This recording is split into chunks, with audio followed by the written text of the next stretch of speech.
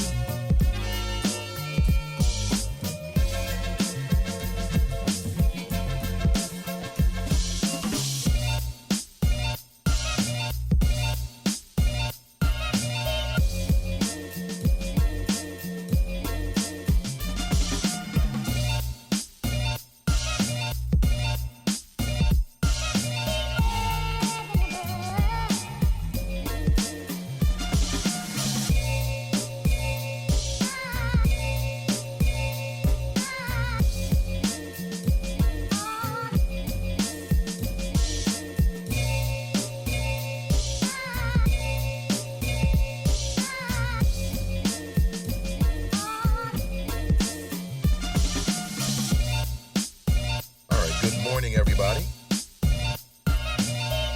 welcome back to the Nathan Ivey Show. I'm live, local, and vocal. Today's show is brought to you by the Erica J. Holloman Foundation. They're going to be hosting a free event for the awareness of triple negative breast cancer. That's going to be this Saturday, October the 5th, from 3 p.m. to 6 p.m. And they want you to join them at Mango's, located at 7121 Dixie Highway in Fairfield, for an afternoon of music and mammograms. Ask yourself this: when was your last mammogram? The TriHealth Mammogram Van will be available for breast cancer screenings. Be sure to come out and support the Erica J. Holloman Foundation and learn more about triple negative breast cancer. Again, that's Saturday, October the 5th, 2019, from 3 p.m. to 6 p.m. out at Mango's Tropical Oasis. Frozen drinks and seafood, Black owned. For the Mammogram Jam, this is a free event to raise awareness about triple negative breast cancer. Let me take a couple of minutes right here. Whether you notice or not, triple negative breast cancer is taking our sisters from us. Triple negative breast cancer especially impacts women of color, Black women. That's your mama, that's your wife, that's your daughter, that's your auntie, that's your sister. So this is very, very serious, because triple negative breast cancer primarily focuses and kills Black women. You may not hear a whole lot about it. Okay, you'll hear about other forms of breast cancer that don't affect women of color the same way. But I want to make sure that if you're interested, or if you have someone in your life who you love, ask them, when was your last mammogram? When was your last mammogram? Ask them, so that, they can be as safe as possible. We need these sisters. This shit don't work without the ladies. We can't do this without y'all. You already know. So today's show, again, is brought to you by the Erica J. Holloman Foundation. They will be hosting a free event for the awareness of triple negative breast cancer. Again, the event is this Saturday, October the 5th, from 3 p.m. to 6 p.m. Join us at Mango's, located at 7121 Dixie Highway in Fairfield, for an afternoon of music and mammograms. And again, the TriHealth Mammogram Van will be available for breast cancer screenings on site. So be sure to come out and support the Erica J. Holloman Foundation and learn more about triple negative breast cancer. Don't forget that. Triple negative breast cancer is killing our sisters. It's taking the people that we love. We need more attention. We need more focus. We need more money for research. And, my job is to help them raise awareness. I'm super honored to be working with them throughout this week to promote it. I think that I knew Erica J. Holloman personally. It was very sad. I know her mama. I know her family. Great people. And her mother picked up the charge after losing her daughter. Some of you know Erica J. Holloman, or you know about the foundation. I mean, Cincinnati's not that big. So I just want to remind you, perhaps you can put this on your radar screen for this weekend. It'll be on Saturday out at Mango's. We know that, that's a black-owned establishment. Perhaps you've been thinking about going out to Mango's because you heard about it. Well, here's a good chance. Here's a good opportunity. Step on out and take someone you love. And, it's just health is wealth. Health is wealth. Nothing is more important than your health. You could have $1 million, you could have $10 billion in the bank, and you would trade that for health if your life was coming to an end, wouldn't you? So that tells me that the health is more important than the money. Okay, so that's this Saturday, and I'll talk more about it before the show ends. All right? Good morning. Good morning to you. It is great to be back. And I don't want to talk about the Bengals today. I don't want to hear no damn whining. What are they, 0-4? Who cares? Nobody cares. I love the Marvin Lewis memes. More Marvin Lewis memes. I told you that we were getting rid of Marvin too early. I told you Marvin should stay. He deserved another whole year. But no, he got to go. He got to go. Because once we get rid of him, everything will turn around. I hope the Bengals go 0-16.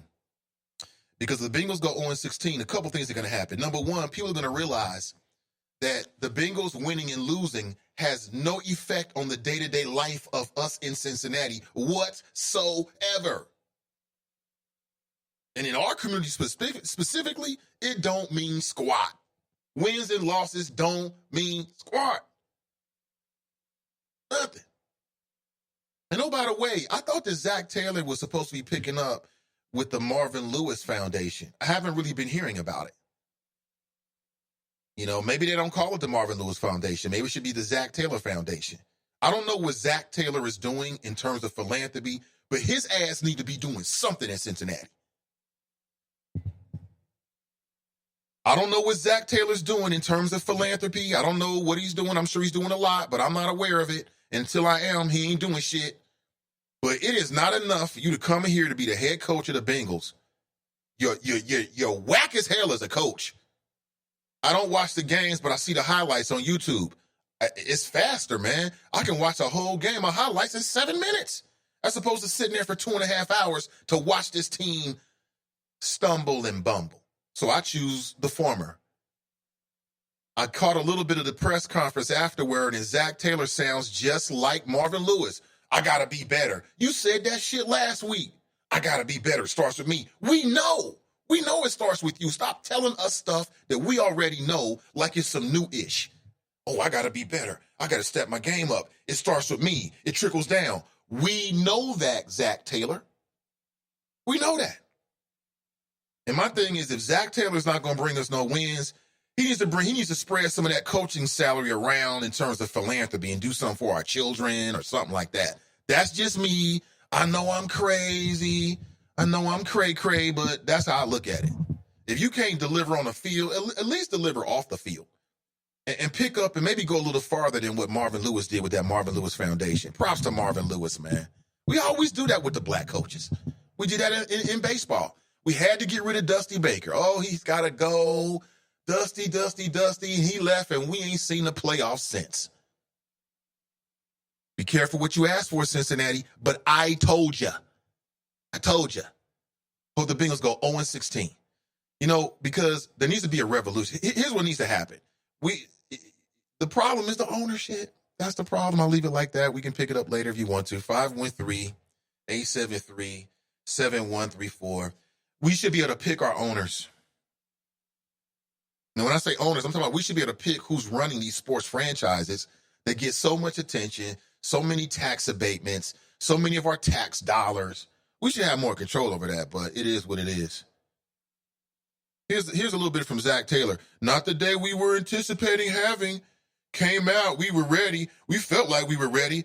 As the game got started, I felt like we were moving the ball well on offense, blah, blah, blah, blah, blah. To be honest, it starts with me, he said. I've got to make sure the standard is higher than what it is right now because I haven't done a good job. We know that. We can see it. Team is terrible, man. I don't even know why you watch it. I can't watch losers. I ain't watching no loser. My time is valuable, yo. I'm not spending my time watching no losing franchise. I don't care who it is. Unless it's my peoples. Unless it's them, I'm cool with it. I'll go see my son. Like I said, he's going to be in basketball soon. I can't wait to watch him. And we'll be out there for 20 minutes. The score will be 1-2. That's cool, though. He'll be 5, 6 years old. That's different. These are grown-ass men. It's a damn shame. Y'all deserve better. I'm mad for you. I'm mad for you. I'm mad for you. I'm mad for Hamilton County. This is terrible. Why do we even have a team? If this is what they're going to do on Monday Night Football, stumbling and fumbling and bumbling around, I can't even blame Andy. From what I saw in the highlights, he didn't have no time to throw the ball. This is a travesty. I'll leave it like that and we can move on. 513-873-7134 if you'd like to share your thoughts this morning. Oh, boy. Cincinnati, right? What are you going to do, man? Can't live with it. Can't live with her. Can't live without her. What are we going to do, right? Oh, my God. I feel you. Rudy Tootie out there. I've got to be better. Well, we know that. I'm sick and tired. This is what you get paid to do? To come in here and tell us some shit like, I got to be better. Don't do that. Just be better. That's all you got to do. Just produce. All you got to do is produce. That's it. October 1st, y'all. We made it. Oh, God, we made it. How did we make it this far? And the weather, it is hotter than mama outside. How did it get so damn hot? But we made it, yo. We made it to October. And soon November will be here. Of course, next month marks a year to the month for the presidential election. Okay, a year to the month for the presidential election. And I want to talk just a little bit about what may be discussed when during the next Democrat debates. Now, they're going to be in Ohio. Okay, we'll get to that. But along the way, a few other things I want to discuss with you. Along the way, we are awaiting the decision of the jury in the Amber Geiger case. That I believe that case has national implications, in my opinion, in my humble opinion.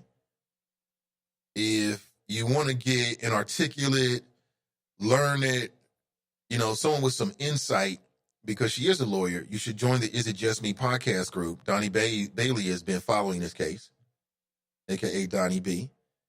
And you can follow along with her thoughts. She'll probably talk about it this Friday as well, once we get a verdict. And, of course, Amber Geiger is the woman. It's funny, last night my wife was like, make sure you lock the door. Because I have a tendency to keep my door unlocked. I do. Because I feel like, why would somebody come in here and they see me here? You know what I'm saying? I kind of feel like that. And I'm just not a fearful kind of person. I never have been. I mean, it happens. We'll have to deal with it. But I live with a woman. I live with kids. So it's different. I have to watch them. So last night my wife was like, you better lock that door, Amber Geiger. We laughed. It wasn't funny, but we laughed because of the irony of it. Like, yeah, you got to lock your doors these days because a police officer might mistakenly walk into your house and shoot and kill you. I'll say it again. Amber Geiger got to go to jail. And anybody who says that she shouldn't is racist, stupid, or you just don't know what you're talking about. You should never be able to walk into somebody's house, kill them, and then use the castle doctrine. The castle doctrine. Which, at least in Ohio, and the way I understand it, it means that you don't have to retreat. If somebody breaks into your home, you don't have to retreat. But it wasn't her home, though. And I'll say it again. Amber Geiger reacted the way that you would expect, like you and me to react. You and I've never gone through law enforcement training. You've never gone through law enforcement training. I don't expect you to react in an emergency situation the way that a law enforcement official would react. See, law enforcement can't have it both ways. You can't claim that you're the experts, but then not do what the experts are supposed to do.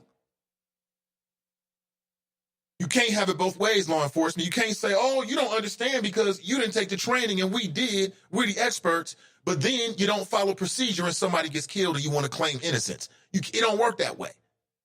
It don't work that way. Amber Geiger reacted the way that I would expect someone who has never worked in law enforcement to react. She talking about how she was scared for her life. What the hell are you so afraid of? You got a weapon?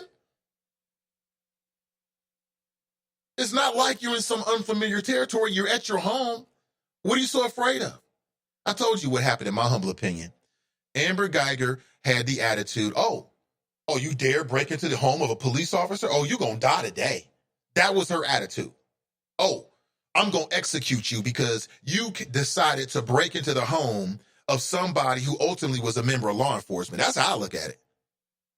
It wouldn't matter if it was Botham Jean or Jean Botham. It wouldn't have mattered. I think it was a mindset. It was you dare break into the home of a police officer? Oh, you're going to die, Judge Dredd. And she decided to execute that man right then and there because she had options. She had the option to just chill outside and wait for backup. That's all she had to do. That's all you had to do. She reacted the way I would expect a soccer mom to react. Coming home late, jumbling keys, you see somebody in there, you're scared to death. You're a soccer mom. You're a civilian.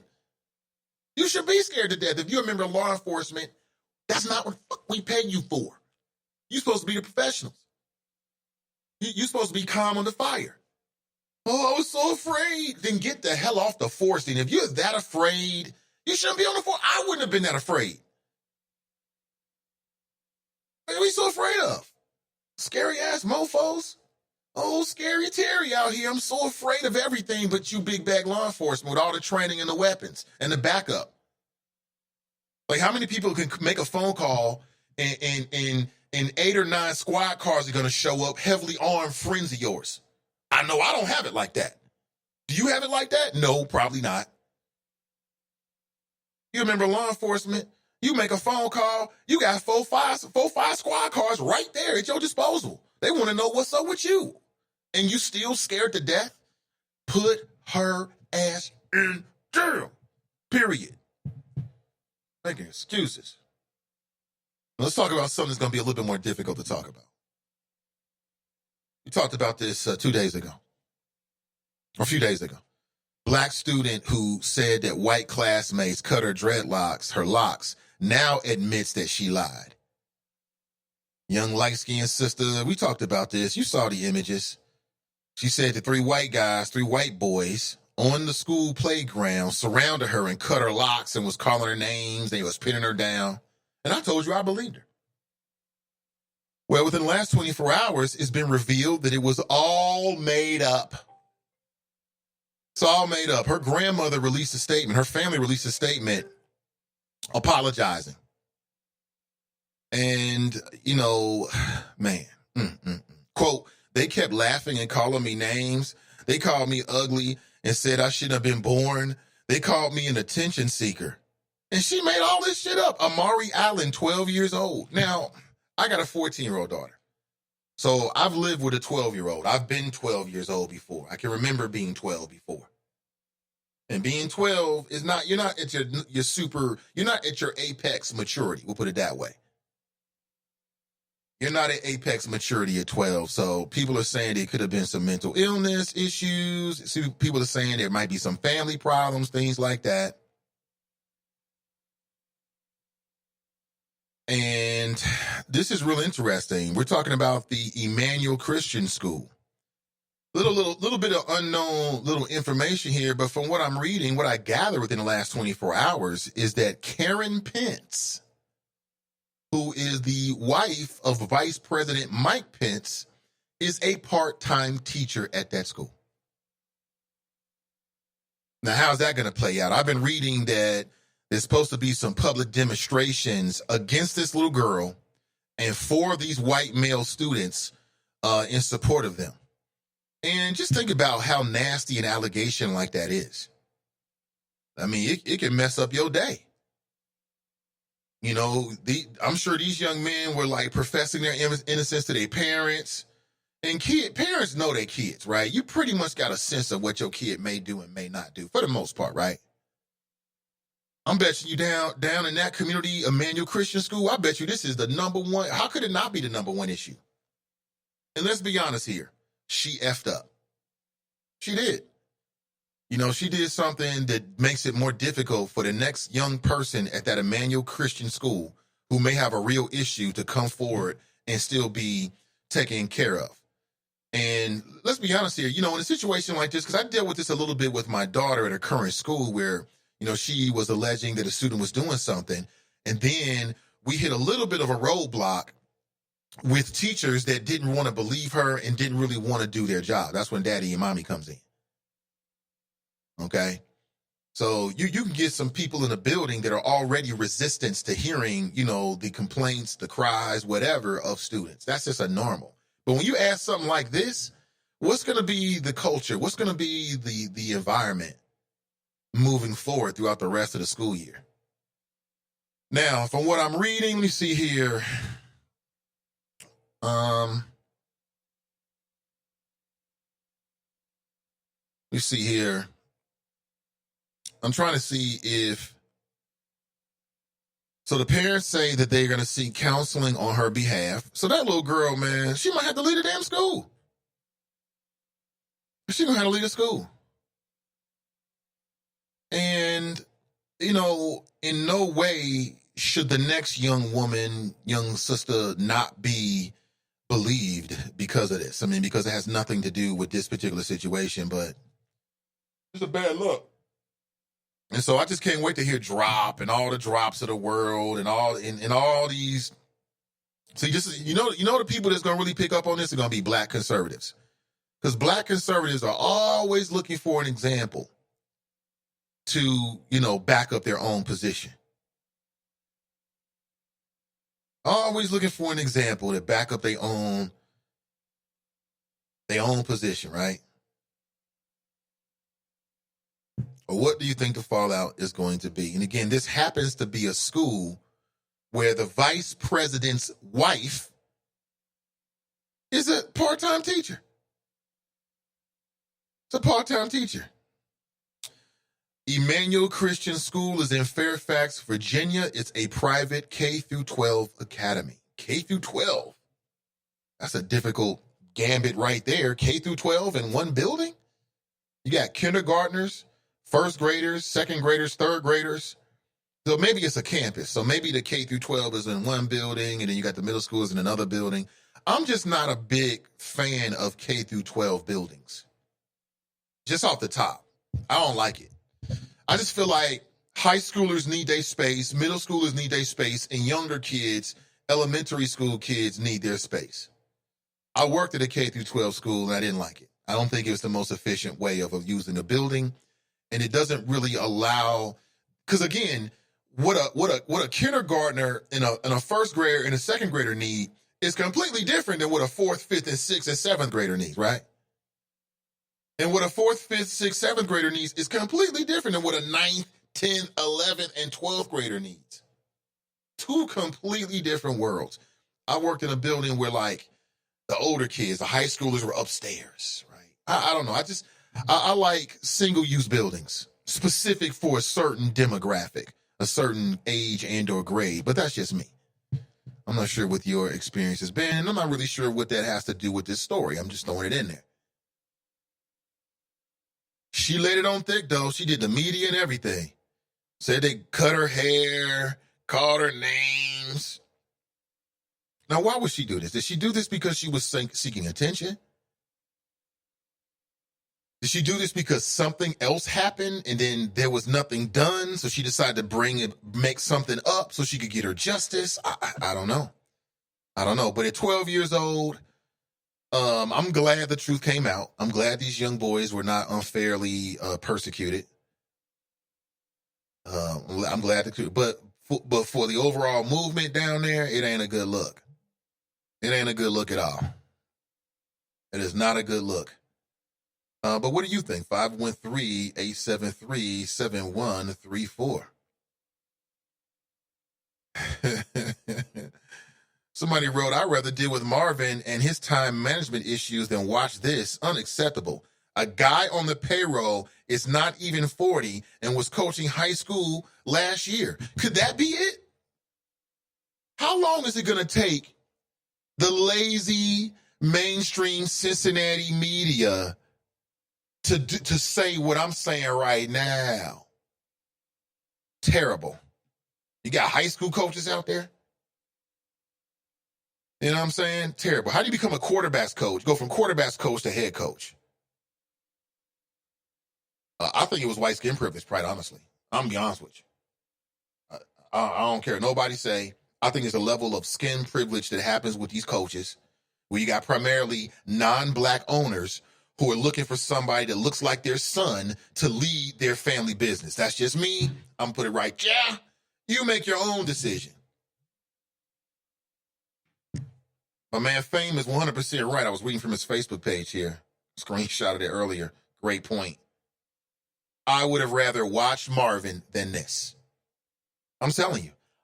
Marvin Lewis would have got at least one of these games. I'm sorry. But everybody wanted to go with the young white male. He's different. It's different. I hate to make it a race thing. This is what I see.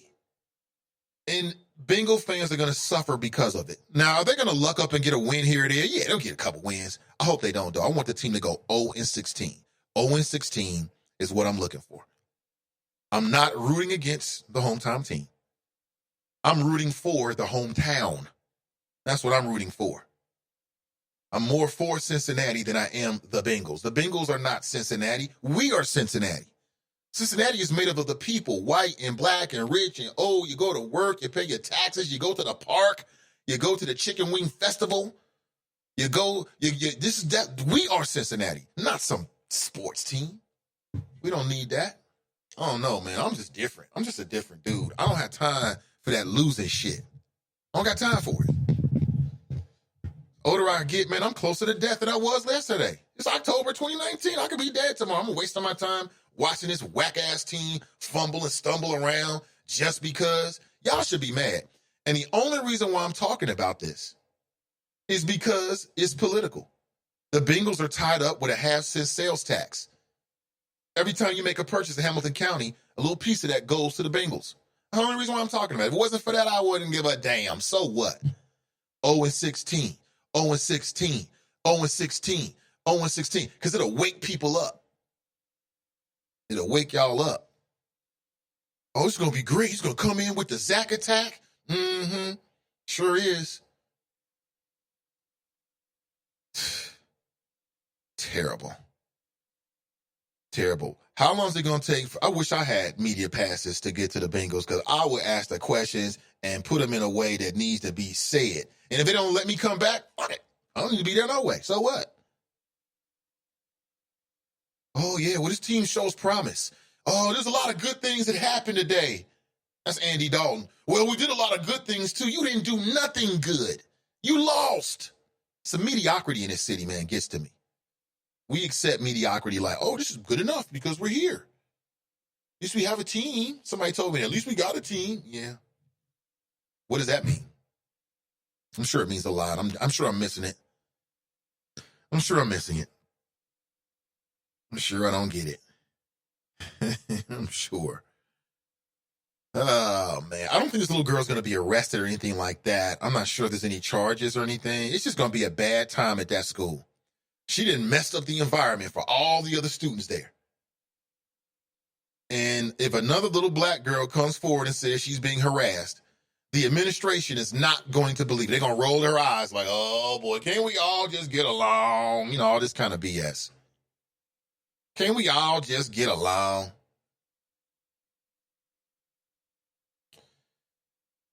Can't we all just get along? Can we all just get along? You know, we're getting closer and closer to the school board election.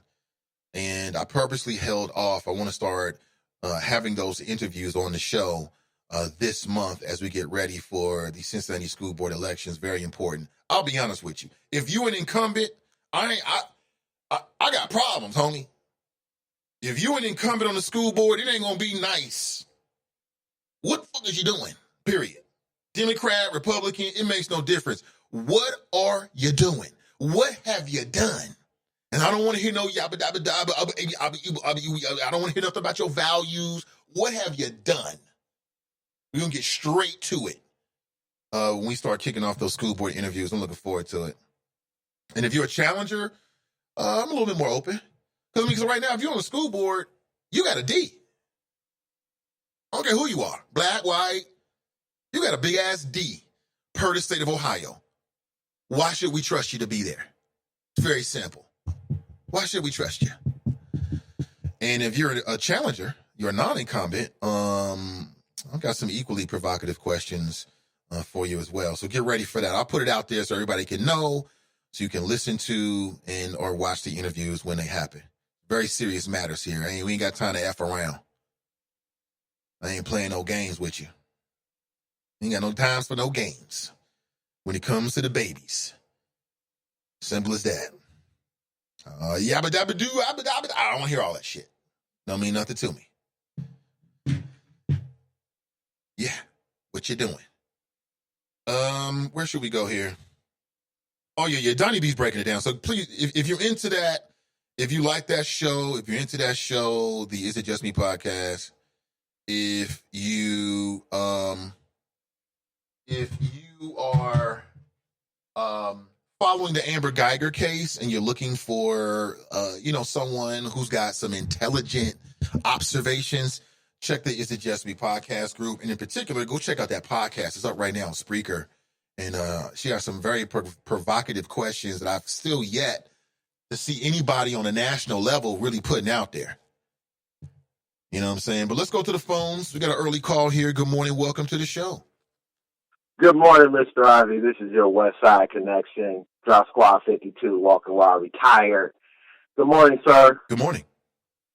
I would just like to offer my viewpoint on the Cincinnati Bengals. And again, I know that's local, but they are a NFL team.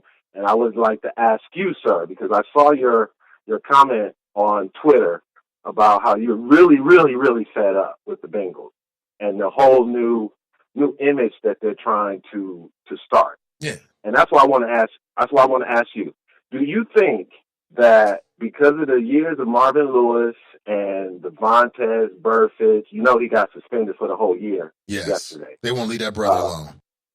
Yeah, but Vontaze Burfict, Pac-Man Jones being right on the edge of the playoffs and getting to the next level, and a lot of that stuff was just tolerated because people were coming to the game. And do you think that the move of bringing in Zach and this whole new young coaching staff, do you think that's part of them changing the image of the new Cincinnati with the FC coming in and all y'all talk about the downtown and all that kind of stuff? Oh, yeah, for sure, man. So, for sure. Okay, they changed the slogan from Who Day to New Day. That was their big marketing push, at least early on in the season. New day, right? New coaching, new attitude, same old record. Matter of fact, the record's worse. But the reason I'm asking is because I know you're a true Cincinnati guy. I mean, from your heart. So I was just wondering, were your expectations like real high when Zach came in, or did you know that this was what they were doing? It was going to take a minute to change everything, just like they did up in Detroit. That they got the guy from New England, and he has to slowly change the whole, the locker room culture, whatever. So are you like impatient, Nate? Because I'm like, it's just get a guy a whole season, Nate. That's all I just wanted to know. Well, I mean, yeah, you got the whole season, but you should also be judged as we go along. I mean, right now, what are they, 0-3, 0-4? So the 0-4? Yeah, they're 0-4. 0-4. Yeah, so 0-4. Now 25% of the season is done. Statistically, they're not going to the playoffs. It would be NFL record-breaking, shattering if that actually happened. Yeah, so no, I think it's true. completely fair. I mean, here you are selling us a new day. We got rid of Marvin because of the losing. I think it's completely fair to criticize them, even though it's early on, because of the way that they're losing. They look as if they're completely overmatched. Again, I've been watching highlights, not the entire game, so I don't have the best vantage points. I admit that. Well, it's a good thing. It's a good thing you're only watching highlights, because you'd be really mad if you watched the whole game. Well, when I say highlights, the way they do it on NFL on YouTube is they give you not just, I guess highlights would be like scoring and things like that. They give you the most significant moments, third downs, fourth Nate, downs, I know. turnovers, believe things like me, that. sir. I know, Nate. They have like multiple packages of highlights. Right. You got some packages where it's like 9 minutes. Right. You got some packages where they're like 25 or 30 minutes. Right. So it'll give you more of the gameplay if you're looking for that, right? And for me, 10 minutes is great. Like anything less than 10 minutes, cool. I can catch up. I know what happened, and I can move on. Yeah. Now, before I move on, because I'm not going to take up a lot of your time, because you know I'm not one to get on the air and gloat, but I wanted to ask you, did you hesitate on putting the little girl with the dreadlock story as your headline on your podcast? Oh, no. Did you feel obligated to do it? Well, because only in I saw it broke last night. Yeah, it broke last night, Nate, and it wasn't a lot of stuff on the Twitter feed other than, like you said this morning, on the conservative side.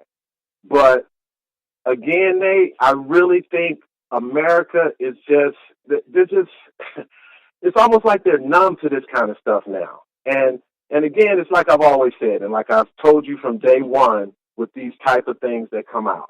And it's almost like now, it's like everybody else is starting to catch on. When a story comes out, it's automatically questioned. And you could thank Jussie Smollett. You could thank the fake news media. I mean, it's a lot of different reasons for it. But I was just wondering, you as a black member of the media, of the new black media, and sometimes people in that position, they kind of hesitate to put that story out there because, just like you said earlier before I called, that there's going to be a price to pay, and you got to be willing to not necessarily defend the little girl, but to be able to say, okay, that's that case, but how do we move forward? Because you're right, Nate, it's going to be problems for that girl in that school. I don't think she could stay at that school. I don't think so either.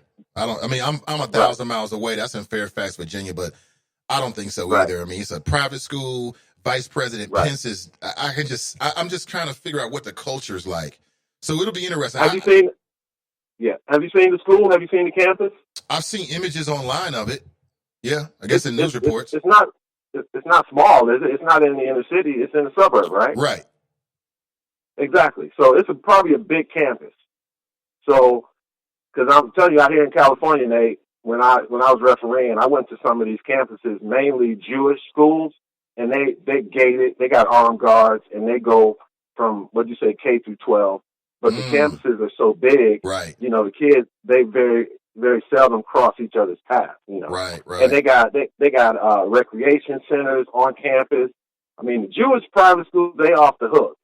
But I know this one is a religious school, so I'm just saying, I just wanted to know what your psyche was, Nate, when you made that your headline. My psyche is that we just talked about this. So what's today, Tuesday? I just talked about this on Friday. I made a very strong statement in support of her. So for me, my style is to follow the story, follow it to its logical conclusion. Right. So, no, I didn't hesitate at all. Right. I figured I'd get a call from you gloating, but that just comes Nate, this is not a gloat call, because I trust the process, and I also trust the verify. And the other topic, which, I mean, this thing with the little girl, it's not good to gloat about this, Nate, because mental awareness, mental health in the black community is serious. Because even her mother, you said her grandmother, and you even said, your family, they know when this stuff comes out. So again, Nate, it's just, and the fact that a politician's wife, who happens to be the vice president of the United States, is working at the school. And like I said yesterday, who called the media? And there was no other account to this. So it's always for me, I always hesitate, but it's no reason for me to gloat about this story. It's a sad story. Again, Nate, this is the culture we live in 2019 with social media and people being able to post, and then the lazy, lamestream media who they could at least waited and asked around about the story. But anyway, I'm not going to go on taking more of your time. But that's the nature of media, though. I mean, the story comes out, they report it. They report it based upon what's being reported, what's being said. Right. Most of the media, unlike myself, isn't going to take a strong statement saying, hey, they agree or disagree, or they agree with her or not. I took a strong statement because I believed it. I'm like, man, I can't see this little girl making that up. Yeah. But I was wrong. Yeah. Yeah, and then the Nate, you remember the story a couple of weeks ago about the officer on the school who took the little girl to the police station and supposedly fingerprinted her and stuff? The 6-year-old? I don't think she was fingerprinted, was she? I thought she was just. But when the story came out, when that story first came out, I didn't believe it. I was like, no, this story can't be true. I started researching it, and then I was like, okay, he's not a police officer. He's a resource officer. He works for the school. And then it became true. And then you hear this story. I believe this story. I didn't really look into this story. I said, yeah, this sounds like something that could happen to a little girl at this type of school. And then I'm like, wait a minute. There's no video, no kid pulled out a cell phone, nothing on World Star, nothing. So, but then the story came out yesterday. So I'm just saying, Nate, this is the time we live in, and I'm glad you're being a responsible, powerful, influential member of the media, the new black media, and the Nathan Ivey Show, powered by Sin Digital Media.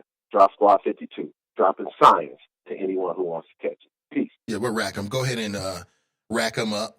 Appreciate it. Yeah, I didn't think like, oh, let me not bring it up because somebody might say something. No, quite the opposite. I thought, okay, since we talked about it, let's follow it. And typically that's my style. If we talked about a story and spend some time on it, then I'll keep my eye on it. You know, maybe we'll bring it back up if there's any significant developments, whether it confirms or clashes with what I said. As a talk show host, this is more of opinion driven. You know, I have a little bit more latitude to just give you my opinion.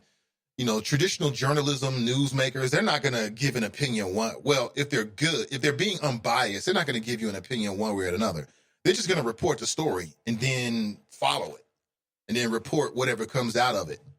That way it keeps their hands clean. No bias. But I guess I'm biased, man. What can I say? You know, I'm raising a little black girl. She's 14 years old. And I'm biased. That's what it is. I'm very biased. When I hear these stories, I'm thinking, see, that's some bullshit. I can see it happening. Yeah, I mean, can you blame me? Come on now. After Trump got elected, remember when he got elected? Right after he got elected, he was elected in November. And between November of 2016 and January of 2017, when he was actually inaugurated, then there was numerous stories coming from the nation's schools all over the nation where, you know, you would see and hear a video of people chanting about Trump or, you know, go, get out of our country, hey. I mean, is it a stretch? I don't think so. I mean, we're post Charlestown. You know, a white male that ran over a white female with a car over ideology. He ran her over with a vehicle because of an ideology, a hate-filled ideology.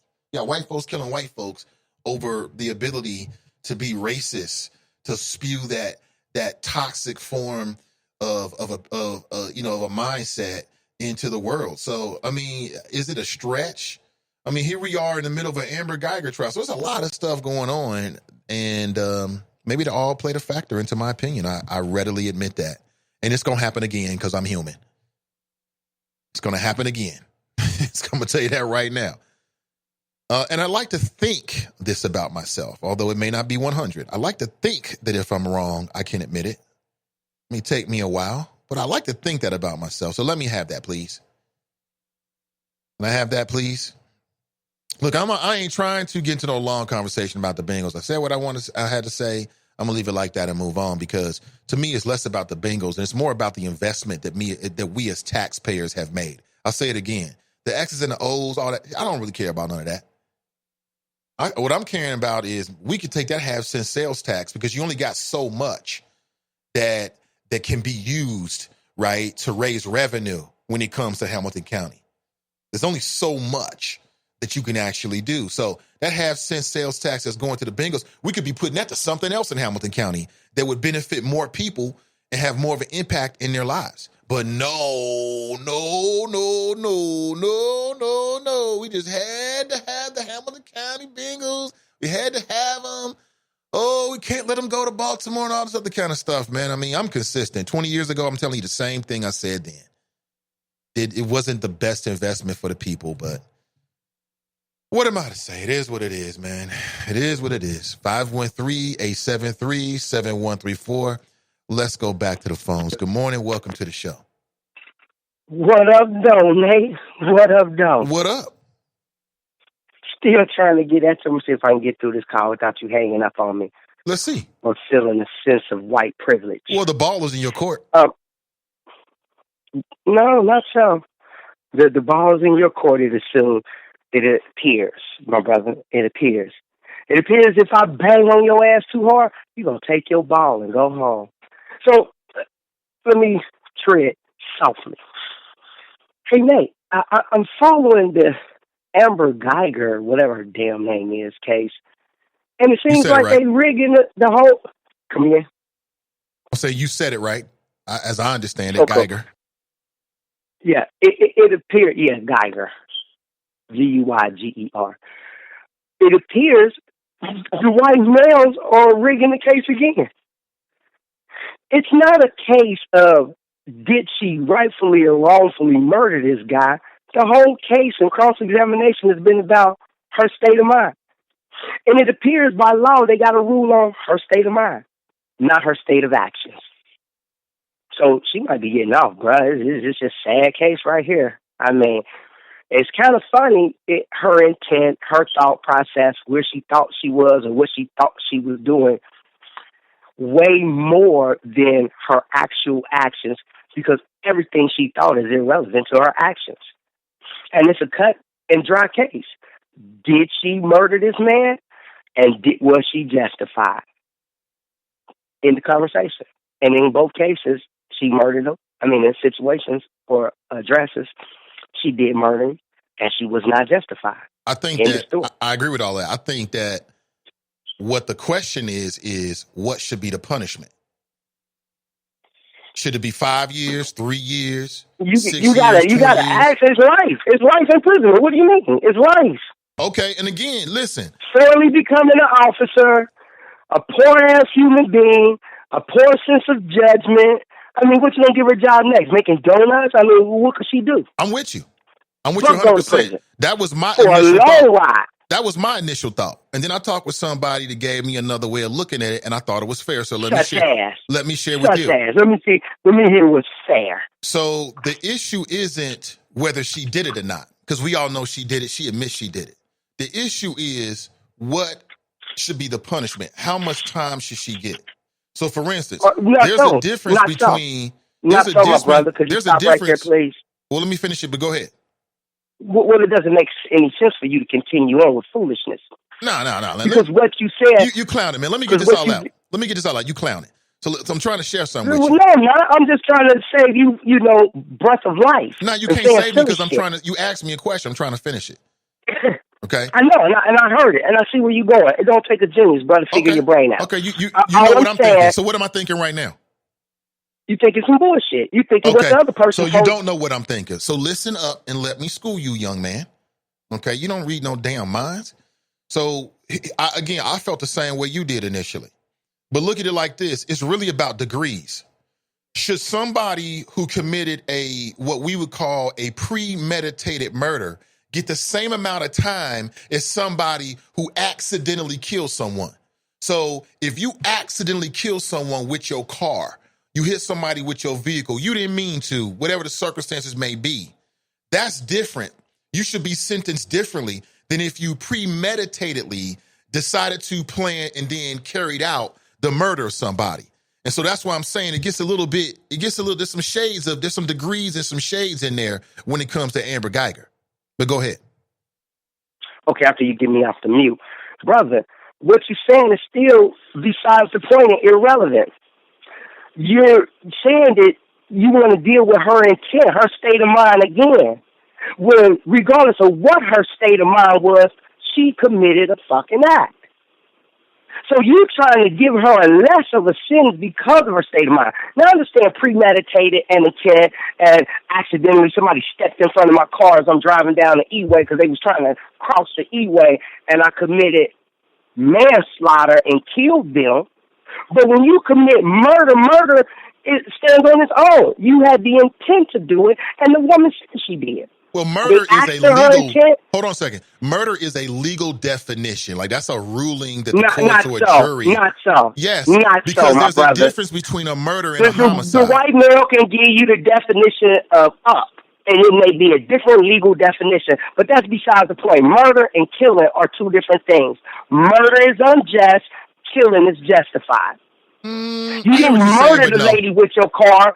When the person tried to cross the E-way and you ran into them, you didn't murder them, but you did kill them. Yeah, but it's a different charge. Two different factors. Yeah, but that's what I'm trying to tell you, son. Those are two different. The circumstances matter to the charges. Okay?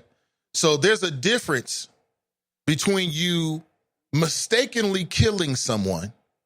You didn't mean to kill them. It was an accident. And you premeditatively killing someone. You plan it all out. You scope them down. You run them down. You kill them. Okay?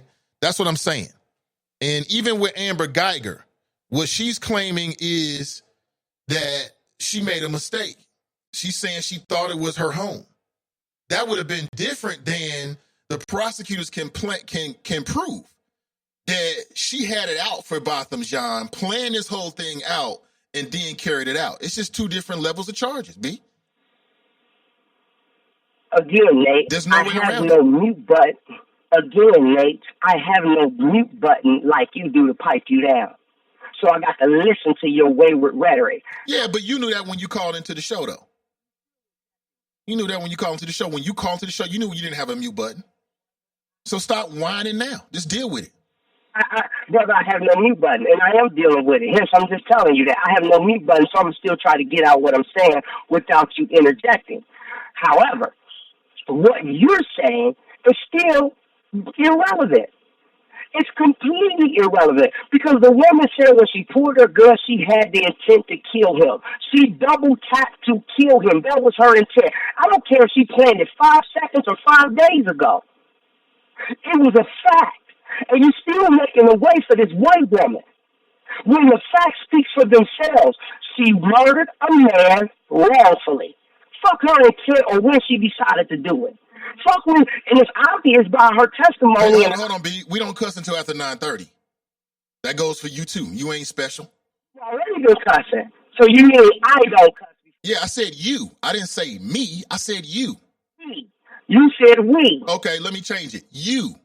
Yeah, change it. Yeah, okay, let me go. Okay, duly noted your next white racist maneuver to silence Black Lion. Duly noted. Let's move on. Let's move past your feminine white woman's emotions. Let's move on. As I was trying to say, the woman herself admitted that that's what her intent was, the killing. When she got off the phone, she admitted by her phone calls that she was more worried about her job than giving them their help. She also admitted on the phone call she knew she was in the wrong place. She shot a person in the wrong apartment. So when did you realize you was in the wrong apartment? When did the epiphany come to you? Which no one ever asked. But I'm saying even that is irrelevant and immaterial when the facts are you murdered the man in his house. Was it wrongfully or was it justified? In the conversation. Now, that side shit you talking and somebody told you and changed your state of mind, it's full of shit, Nate. Thanks for the call. I appreciate it. Listen, if you ain't going to abide by the rules, you can't get on the air. It's just that simple. You ain't special. So as simple as that. You know what I'm saying? But I understand what you're saying, man, but I'm telling you that if the way you thought about it was the way everything was, then it'd be a completely different situation. I'm just telling you the facts. This ain't about what I think. It's about what the law says. It is what it is. Do I like it? No. Because my first reflex is I want the woman to go to jail for the rest of her natural life. I don't buy none of this. I'm just telling you what the legal arguments are, or at least trying to tell you what the legal arguments are. You can take them or not. But other bull, what time is it? Crap you talking, you save it, man. Like I tell you, you can never say you love black people when you're disrespectful to black people. You can never claim that to me. You can claim that to somebody else, but I don't believe it. I don't believe it. See, and stop the whining. I'm going to do what I want to do, period.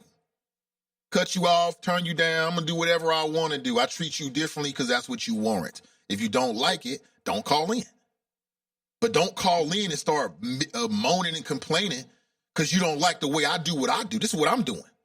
Period. I pot you down because you won't shut up. That's real simple. I'm going to keep doing it. And if you don't like it, don't call in. If you do like it, keep calling in. You're always welcome, but I ain't going to change the rules for you. Must be losing your mind. But, see, let me catch up here. I haven't even greeted the choppers. I have not greeted choppers. Listen, it's 9:03 a.m. this morning, and this is Breast Cancer Awareness Month. I want to remind you about an event coming up this Saturday. It's the Mammogram Jam. It's a free event for the awareness of triple-negative breast cancer. It'll be at Mango's Tropical Oasis. We need some tropical music. Frozen drinks and seafood. I haven't yet to go to Mango's. I'll be there this Saturday. 7121 Dixie Highway. That's out of Fairfield, Ohio, everybody. 45014. That's your zip code. You can put it into your GPS. Casual attire. My man DJ Pillow will be out on the ones and twos. They're going to do a split the pot. They're going to have a raffle. They got a specialty drink just for this event called the Pink Oasis. And the Erica J. Holloman Foundation will be hosting this event for the awareness of triple-negative breast cancer. And that's taking too many of our sisters, too many of our mothers, too many of our aunties, too many of our grandmothers. And because triple-negative breast cancer is especially attacks the bodies of Black women, and I just feel like I don't really see a lot of media attention. This is an effort to raise awareness about this very critical disease. Again, it's Saturday, October the 15th, 6 p.m. to 8 p.m., located at Mango's at 7121 Dixie Highway. Let's ask yourself this: when was your last mammogram? Well, get one this month. The Tri-Health Mammogram Van will be available for breast cancer screenings. Be sure to come out and support the Erica J. Holloman Foundation and learn more about triple-negative breast cancer. That's going to be this Saturday. Mango's goes pink for the Erica J. Holloman Foundation. Want to make sure I get that in at the top of the hour. And good morning to everybody. Let's move on. If you want to call in, the number's wide open, 513-873-7134. All I ask is that you open your mouth. You open your mind before you open your mouth, or else you're going to get the treatment he got. It's just what it is. See, there's no mysteries. You know what you get on the Nathan Ivey Show. I want to greet the choppers, and then I want to add some more things that perhaps either you're thinking about, or maybe it's on your radar screen, or maybe it's not completely. I want to talk about a few more things, though. But let me greet the choppers. I see Brian's in the house. He was first this morning. He writes, good morning, followed by Mason Mahler. What up, Mason Mahler, who writes, morning, Nate and the choppers. Hashtag Ukraine in the membrane. That's funny. Ukraine in the membrane. That's hilarious. What old school hip hop group is that song referencing? Is that a reference to one of their songs? Brenda writes, happy Tuesday. Denise Milk and Cookies is in the house. She writes, good morning. Hey, good to see you. Cincy Tigress is in the house. She writes, good morning. She also writes, good morning to the choppers. Drop writes, how about them Bengals? And then it looks like a little scared ass, soft ass Bengal emoji. Look at that. That is that Bengal emoji is softer looking than the Bengal tiger, the little prancing tiger. We're going to go play football. That's what the little Bengal mascot looks like to me. It's not ferocious. It ain't ferocious. What the hell is that? That's like a cat. Now, if you look at the Carolina Panthers, that's a ferocious looking tiger right there. You look at that mascot, you're like, oh, they coming to play. The Bengals mascot is kind of like, what time's the game start? It's not a good thing. Denise writes, have never had a mammogram before. Is that right, Denise? Well, this is Breast Cancer Awareness Month in October, and perhaps, perhaps you'll get one. I say get one. Because triple-negative breast cancer, oh my gosh, man. Well, I'm going to get emotional right now. I'm trying to keep the tears back. Very emotional man. I mean, like I said, my wife was very close to Erica J. Holloman, and of course, I'm close to the wifey. When your wifey or anybody you care about is going through something, you go through it. It was a very difficult time. Very difficult. A lot of crying on my shoulder, a lot of holding each other. It's just very difficult, man. And she fought it. It was in remission, then it wasn't. It was in remission, then it wasn't. It's just a terrible thing. It really is. And if it can be prevented or caught early by getting a mammogram, please do so. Please do so. Please do it today. If you've never gotten a mammogram or it's been a long time, please strongly consider getting a mammogram today or this week. Don't do it for me. Do it for you and your family. Do it for you and your family. And triple negative breast cancer is killing black women, killing our babies. It's killing our wives, killing our grandmothers, killing our mothers, killing our aunties, killing our sisters, killing our cousins and our friends. And it's just something about it that's particular to the body chemistry of black women. So, that's where the Erica J. Holloman Foundation comes in to raise awareness about that. So that, you can pay it forward. You can pay it forward. It's very important, I think. Very important work, in my humble opinion. And shout out to the Erica J. Holloman Foundation. I'm very emotional right now. I'm near tears just thinking about it. Need to console myself. Let me take a phone call here and get myself together. Good morning. Welcome to the show. Yo, good morning. Not sure what happened. Call me back. Call me back. Oh, you know what, Fame? My bad on that. I think I had you on mute, man. My bad. My apologies. Let me see if I can dial him back, because that was on me. My apologies. See what's going on.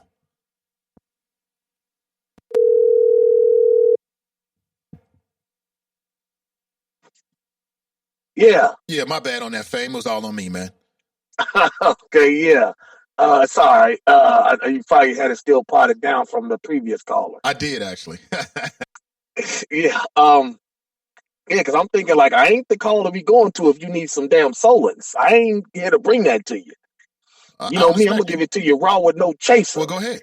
No, but it ain't nothing about that. I do feel for you guys. Losing a friend like that or I don't even know if they lost. I didn't even get the whole story, but yeah, she did pass. She did pass. Yeah, I seen somebody, for lack of a better word, kind of wither away from that illness. You know what I mean? They just losing is everything, but you know what I'm talking about. But anyway, let's tell the truth and shame the devil. Last weekend, that black female judge, she refused to let Amber Geiger say something in front of the jury. And Donnie B was like, I forget what it was, but she was saying how great a maneuver that was by the judge. But let's tell the truth. We were all sucking from her left nipple. Black female. But apparently she got the call. You know what I mean? Either through a direct phone call conversation or some type of note, something. Geiger's got to walk. You understand what I'm saying? Because under that council doctrine that they're talking about, she thought she was at home. Then every kick though in the projects can be seen as the same way. Because all the buildings, all the houses look alike in the PJs, right? Are you there? Yeah, I'm here. Yeah, I mean, don't every door in the PJs look the same? Everybody will be saying that now. Mm-hmm. I thought I was at home, when they pull and kick doors. Mm-hmm. You see what I'm saying? She just gave her the number one out clause in legal history. Yeah, she did. You know what I'm saying? And I think the judge got a call. Like, hey, you were elected to this court. That's great. You're giving all the inner city urchin all the low bills. That's great. But when it's time to do this real work, you will take orders. And my thing is, how can you use the castle doctrine when you're not even at home? She should totally be excluded from it, in my opinion. Make it make sense to me. You can't. You can't use a castle. I thought I was at home. Okay. Well, I walk into a bank and snatch out some money. I thought I was at home. I live like Scrooge McDuck. You understand what I'm saying? I mean, the whole premise of it makes no sense at all. And this little black girl, she played me. I ain't speaking about y'all, everybody. She played me. I have a daughter around that age. You know what I'm saying? I felt for her, going to that school because my daughter goes to a school like that. Where she's like, one of a few only colored kids there. You know what I'm saying? Just a handful. And, hearing that story, and I'm just seeing it, 3 little white boys holding her down, messing with her, cutting her hair. I felt for her in the wake up this morning to realize that she played me. First of all, she's got to get removed from that school. She's a Christian and lying, telling tall tales. She's got to get removed from that school. And the dad needs to sit down and have a chat with her. Like, what are we doing here? Do you just miss going to school with black people or something? Why would you make it's kind of like Skylar Richardson's dad said to her, did you really think you were going to get away with something like this? You understand? Like Drop was saying, there's no videos, no nothing. Young lady, why would you try? What would make you think it was cool to pull this type of stunt? Did she ever give an explanation? Not that I have found so far. Just the only explanation or words have come from the family members, the grandmother. The grandmother and the aunt have spoken with the media so far. Well, what's the dad doing? What his punk ass doing? It's a damn good question. It's a very fair question. I don't know. We always talk about what would happen if dad was in the home, blah, blah, blah, this and that. Well, dad's in the home. And he's raising a liar. This little fake ass Tawana Brawley stuff she just pulled. She need her butt whooped. No, she don't. No, she don't. I'm sorry I said that. I don't believe in violence against children. I take that back. I strike that from the record. Okay? But, as far as the Bengals, I mean, like I said, keep in mind that there is a guy who was coaching Moeller High School on the Bengals coaching staff right now, and he's not even 40. I don't think he's 35. Can't think of his name, but those of you all familiar with GCL Sports, Moeller's high school head coach last year, he's on the Bengals coaching staff. That's the type of gravitas in the industry that Zach Taylor has, that he's got to reach out to high school coaches to come fill out his coaching staff. He knows nobody. This was just, I hate to say it because I actually like the Brown family outside of the way they run a football team. I like their hustle, I like their ingenuity, I like their cunning. But this was white privilege working at its finest. Hiring this young white guy. And then Booger McFarland, the announcer, the black guy who's the announcer on the Monday Night Football last night, talking about they were talking about how young Zach Taylor is. And he's like, well, the age of the coach don't bother me. I just want somebody. I'm like, nigga, stop. Oh, sorry. I'm like, bruh, stop. Good and damn well that the age of the coach matters to you. You respect somebody who looks like they know what they're talking about because they're older. Zach Taylor, you look at him and he looks like a high school math teacher. I was like that in high school. We had a guy who was our assistant baseball coach. Matter of fact, his dad used to coach for the Reds, Helms. His oldest son, Tommy Jr., he was like one of our assistant coaches. He's like 21, 22. I'm 17. I didn't like his attitude towards me. I told the coach that, like, he's too young to be coming up, talking to me like that. We'll still fight. Like that. And I think the head coach, who was a legend in Ohio, he kind of, told him about it. And I noticed his attitude towards me changed. So that stuff about not caring about how old the coach is, that does matter. The guy out in L.A., he's young. He kind of caught lightning in a bottle, but now the league's caught up to him. His window's slowly closing. They're not as effective and as dominant as they were. They just got whooped on at home by Jameis Winston. So, the Bengals, I still want them here, though. But aside from all that, I still enjoy being one of 32.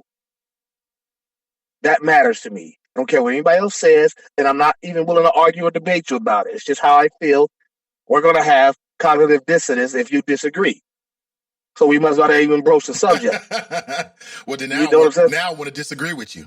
Now You the wake up on the iconoclast disagree with want me. to disagree with you now that you said You, that.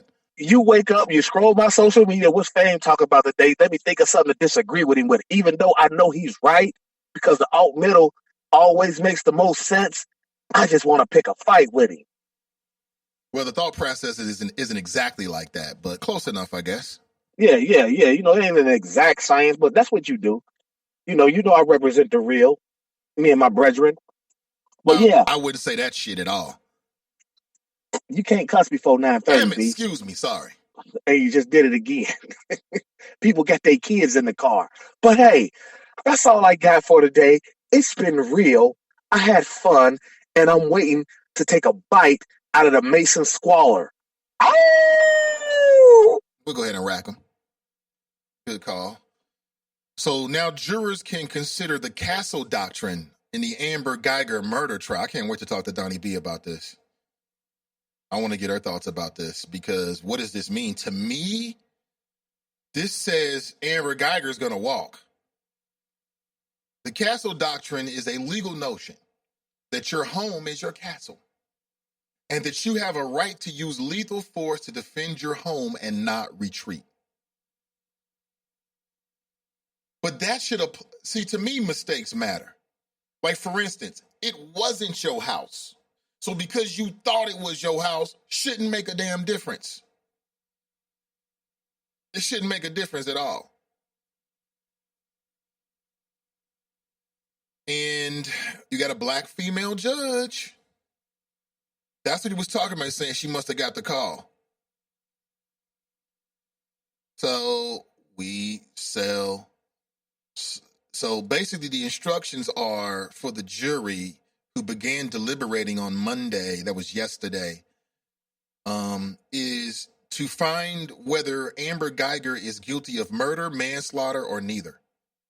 Some say she was overcharged.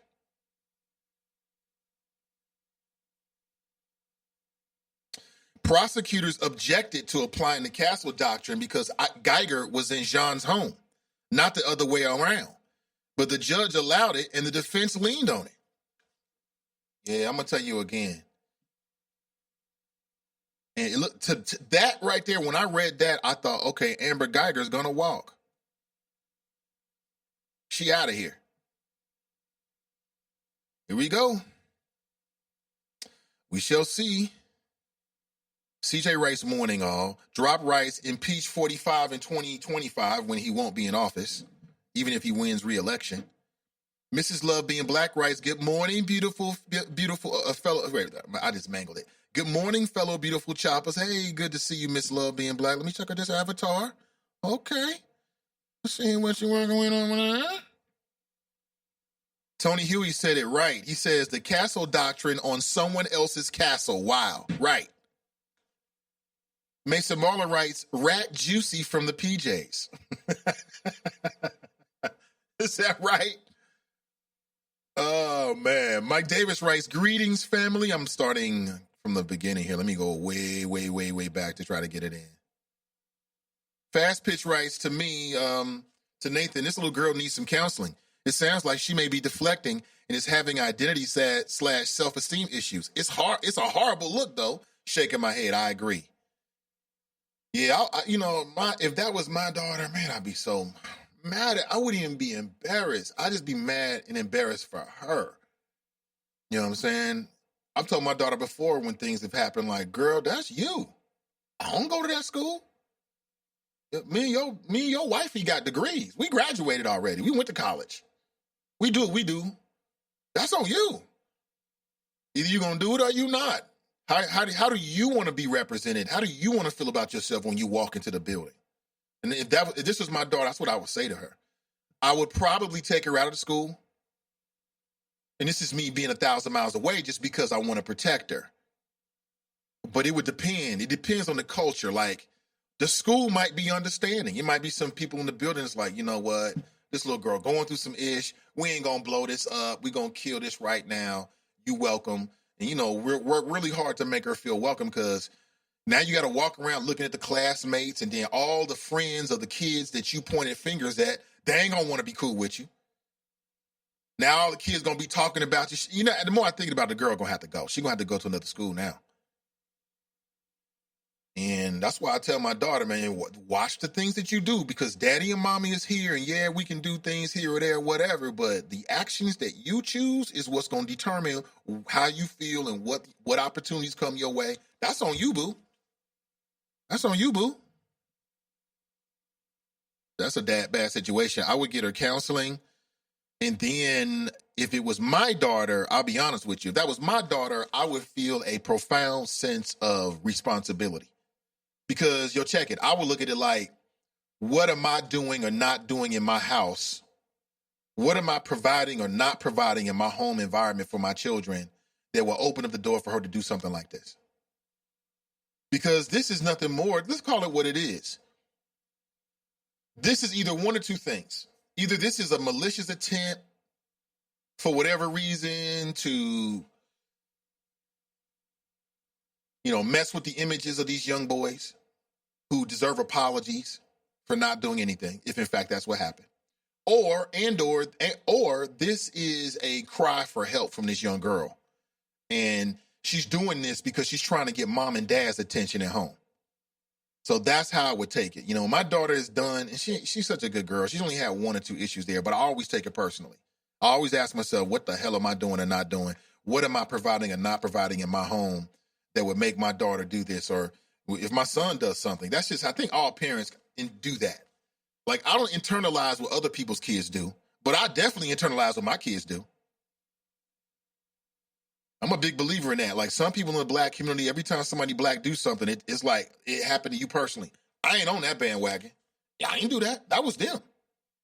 But the people in my house, how could I not take that personally?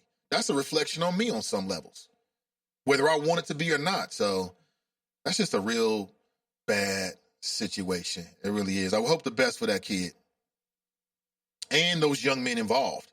Because think about it. Here you are getting national attention, saying in the age of Trump that you didn't cut this black girl's locks. The other black kids looking at you like, cut my locks. Do that with me. That's biblical, man. That's bearing false witness.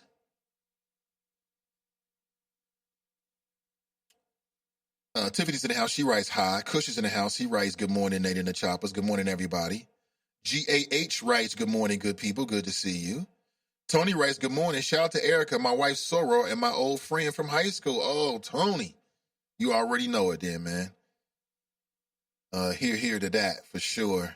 Just a very, very bad situation, man. Triple negative breast cancer. Just put that on your radar screen.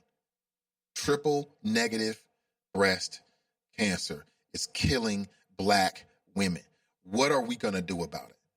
I say at the very least what we should do is support those organizations that are trying to provide awareness and also money for research.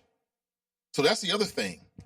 Like, because triple negative breast cancer is not like afflicting white women at the same rate as black women, let me speak real, then it doesn't get the same amount of research dollars. Therefore, we're not as close to a cure for this as perhaps because research dollars are going to other forms of cancer that get more awareness and are I won't say more popular, but more well-known. The end result is black women are dying. Either way.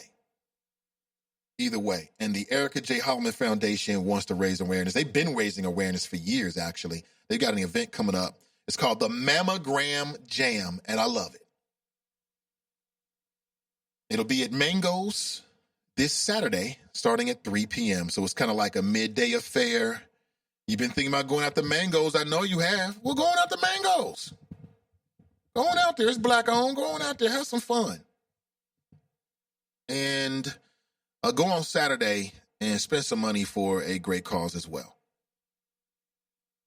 Spend some money for a great cause as well. I've spoken with Erica J. Holman's mother, and perhaps we can get her on the air this week as well. Got a lot of things happening over the next couple of weeks. I'm lining up the interviews. Here we go in October. We're getting closer to this election, and I want to make sure you have as much information as you possibly can about everything that's going on, okay? And we ain't got no time to BS. It's got to be real.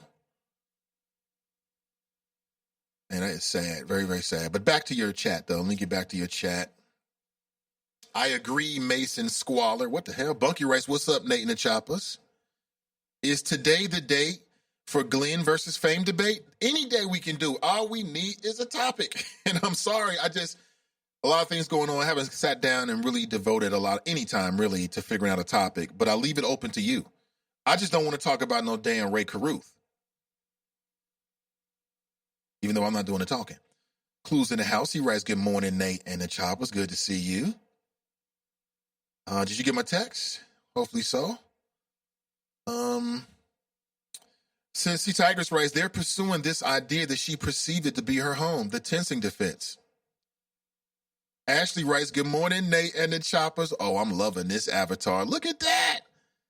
That is beautiful. Look at little baby Chopper right there. Oh, I love it, man. That is beautiful. I love it, Ashley. Kush writes, Mangoes is a nice spot. Haven't been out. I'm definitely going out because I want to support J. Raj. And I just want to support. So I'll be there Saturday. I'm looking forward to it.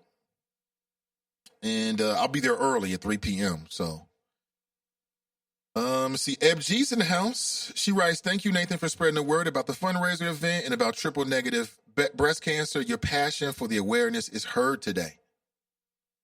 Absolutely. Mike Davis writes, shout out to the ancestor, Erica J. Holloman, never forgotten. Absolutely. Here. I'm getting emotional again. I got to move on to another topic. I'm just a humble man. I have emotions. I cry. I weep, should I say.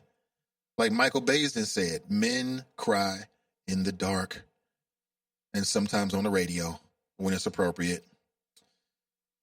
Oh, man. Very difficult, man. So difficult to deal with people passing and this damn cancer taking the people that we love from us. Oh, man, I just pray every day. You know, when I think about my wife, the mother of my children, my daughter now, you think about this stuff. And if a mammogram can save my wife's life, if a mammogram can save my daughter's life, my mother, my sister, then I would always choose that. Always, man. Always. Drop writes, little black girl lied about the attack in the playground. Yes, she did. Drop writes, another case of race hustling exposed. I don't know if this is a race hustling case more than it's a little girl who may have some issues. She seemed like a very pretty young woman, very attractive young girl with her beautiful locks. And I'm just wondering what's going on at home that would make her do something like that. Because to me, that's a reflection of home. Right, wrong, or whatever, that's how I look at it. I think that's how we should process it. I'm sure those people are gonna do exactly what we're saying. Like, they're gonna huddle up and think, okay, let's make sure that a home life is what we need for our daughter, for this little girl, so she can grow up and not go to school and do this kind of dumb stuff. Because that's extreme. That ain't no small case. You lying on somebody and you gonna go to the news. She was on the news and everything. That ain't no small thing. So I know her family was mortified. Wouldn't you be? Like, oh, is it 9:30? God damn. What? Damn it. What is she doing this for? We'll see. Fame writes, just remember the Bengals have a coach on staff receiving an NFL check and future pension who is not even 40 and was Moeller High School's coach last year. If I was in the NFL, it would be hard for me to... See, Fame says something I want to challenge a little bit. Age matters. It does. Experience matters. In my 40s now, I'm much more intelligent, I think, experienced than I was in my 30s. However, I've met some people in their 30s and 20s that's pretty high functioning. And they've got it together, it appears, from the outside looking in. So, you know, Sean McVay, it's not... So the point I'm trying to make is you can be 35 and be outstanding and just good, you know, whatever that means in terms of the NFL. It doesn't mean you should be excluded from the opportunity, in my humble opinion. Just because your age matters, it does matter. But if your skills, your interpersonal skills, your drive, your hustle, your intelligence, if all that is at apex level, then, people overlook it.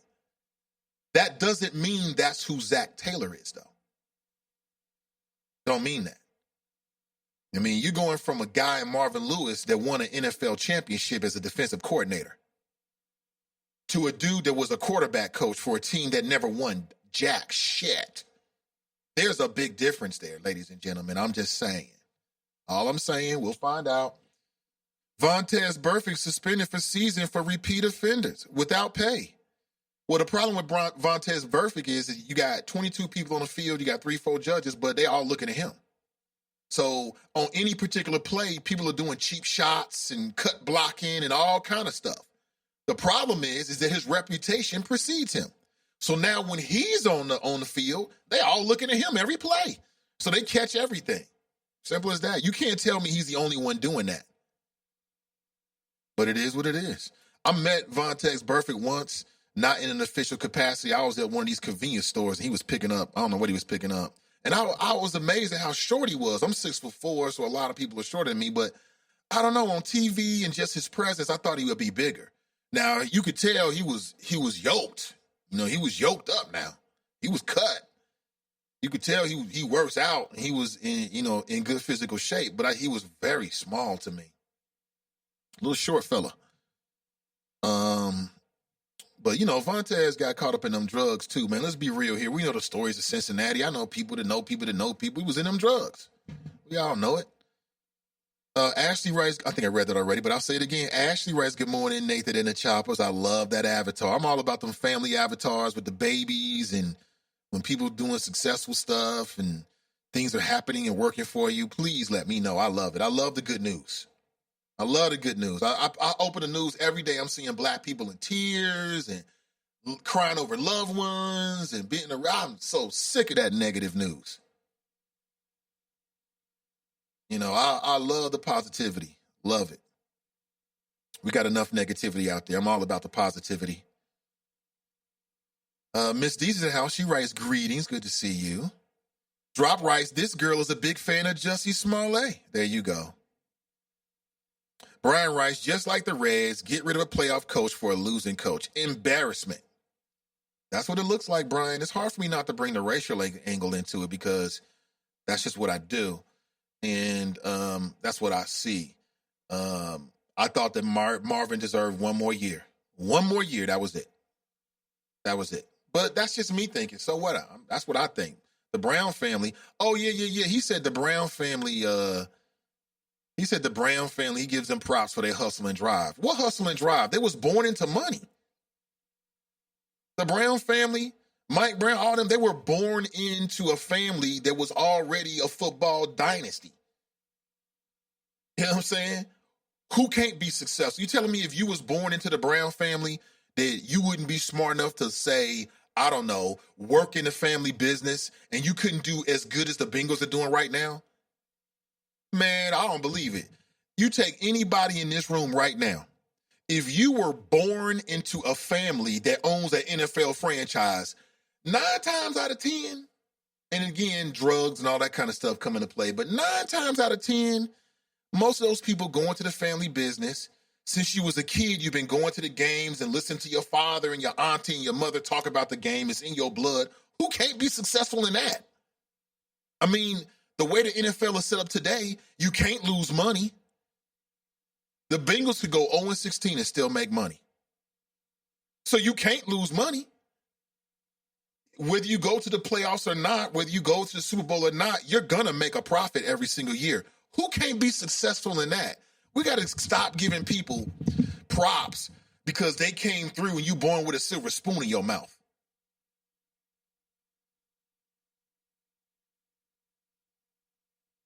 I mean, come on, you got members of the Brown family who've never worked in any other job before. Was the daughter?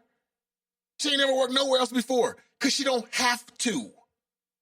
Talking about, I give them props for their hustle. Man, I give people props. Listen, I give props for people. Because listen, I think even born with a silver spoon in your mouth, depending on the circumstances, you're going to have to hustle for yourself. You're going to have to hustle. But I'm just saying there's a different kind of hustle from somebody coming from a family that was financially insecure. Maybe you the first generation graduate, first person in your family ever to go to college. That's a different kind of hustle and drive. I'm sorry.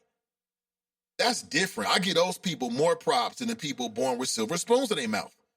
Because you born with a leg up.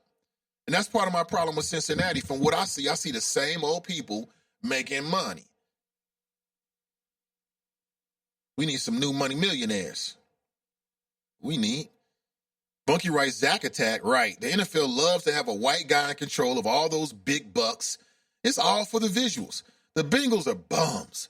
We have a Silicon Valley-ass coach. He's shook. Well, I tell you this much, man. I ain't happy with what I see. And I'm not happy for the investment of Hamilton County. That's what my issue is. We have invested 20, 25, 30 years on a contract with this whack-ass team.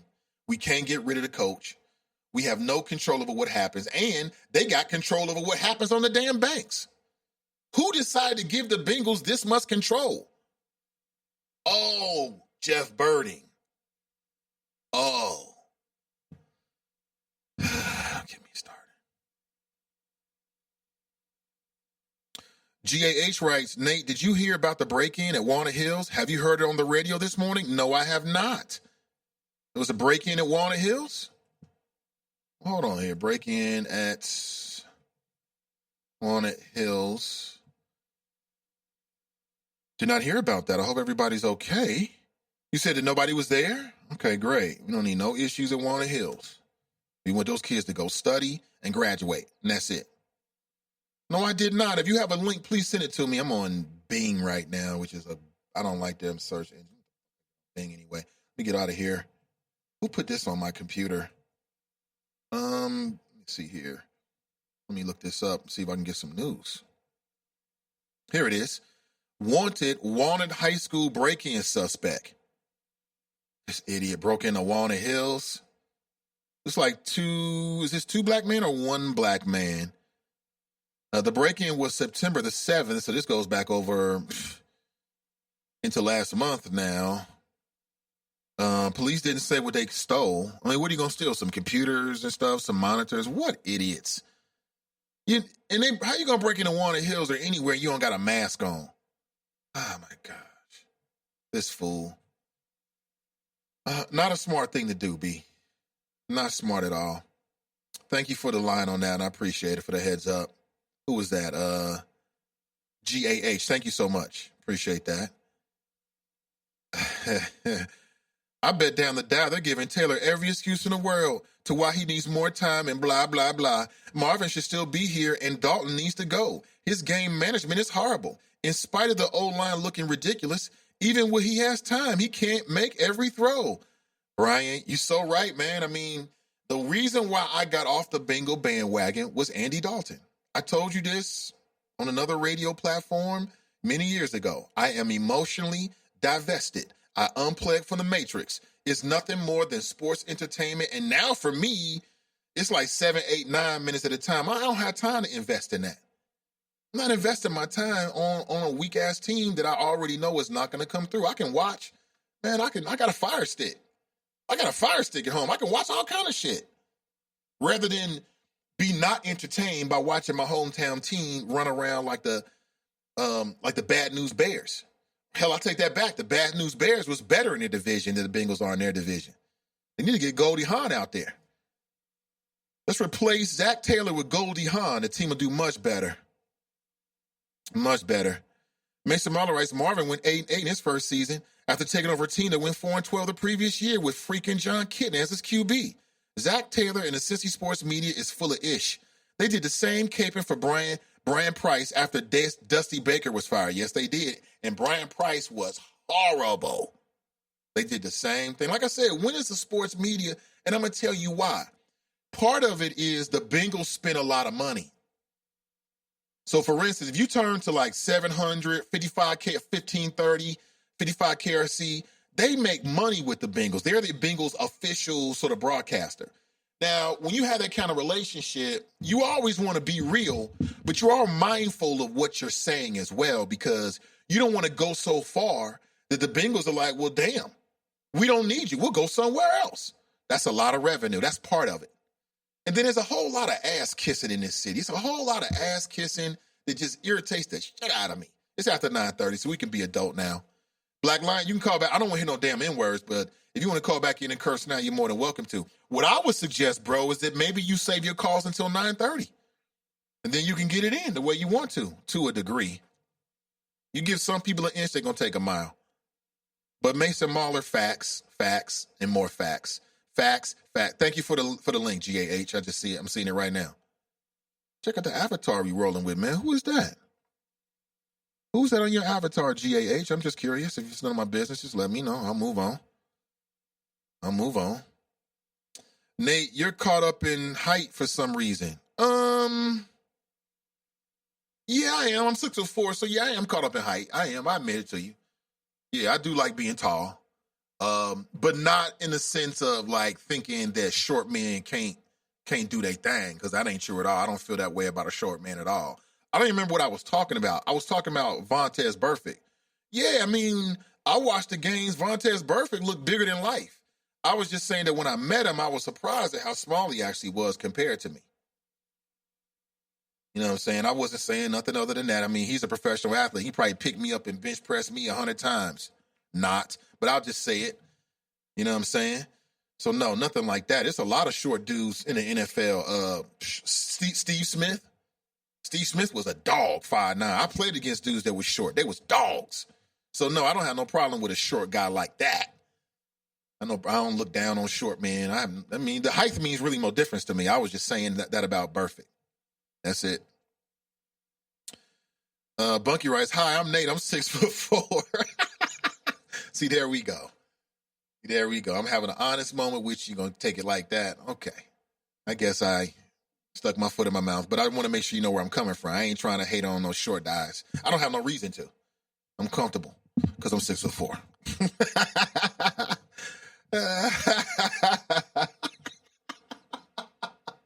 I will say that over the years, though, man, I've had a lot of short dudes that had a problem with me. It's hilarious, man. They get caught up with the Napoleonic complexes and feel like when they're around a tall dude, they got to show how tough they are. And I think it's the funniest thing ever, man. I be cracking up inside. To me, it's weakness. You know, your height don't make who you are, short or tall. It's your heart. It's really all about heart. And I'll leave it like that and move on. TNT writes, good morning to you, TNT. Tracy's in the house. Good to see everybody. She writes, Mike Brown took the cheap route with his coach. They holding on to Andy Dalton because they don't want to live with the fact that they made a bad investment. But Andy ain't getting no better. So prepare for the L season. # boycott continues.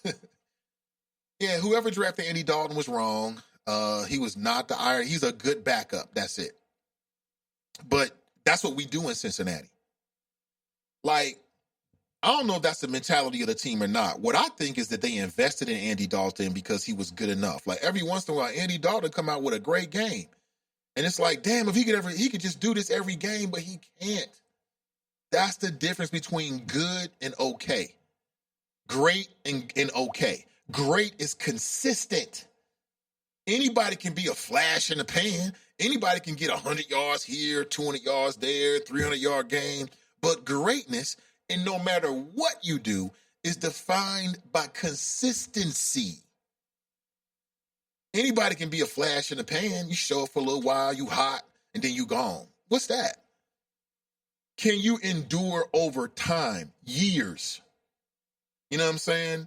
That's what greatness is, like Tom Brady. That man was born to be a quarterback. It is what it is.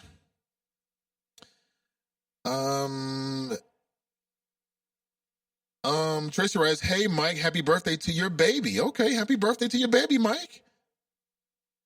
King Cobra writes, Spud Webb dunked on Nate in 96. He's funny for that. Spud Webb is a great example of that. Spud Webb was a dog. What was he, like 5'4", dunking on cats, man? He was a dog. At the Friars Club, it was a bunch of short dudes there, man. Them dudes was balling.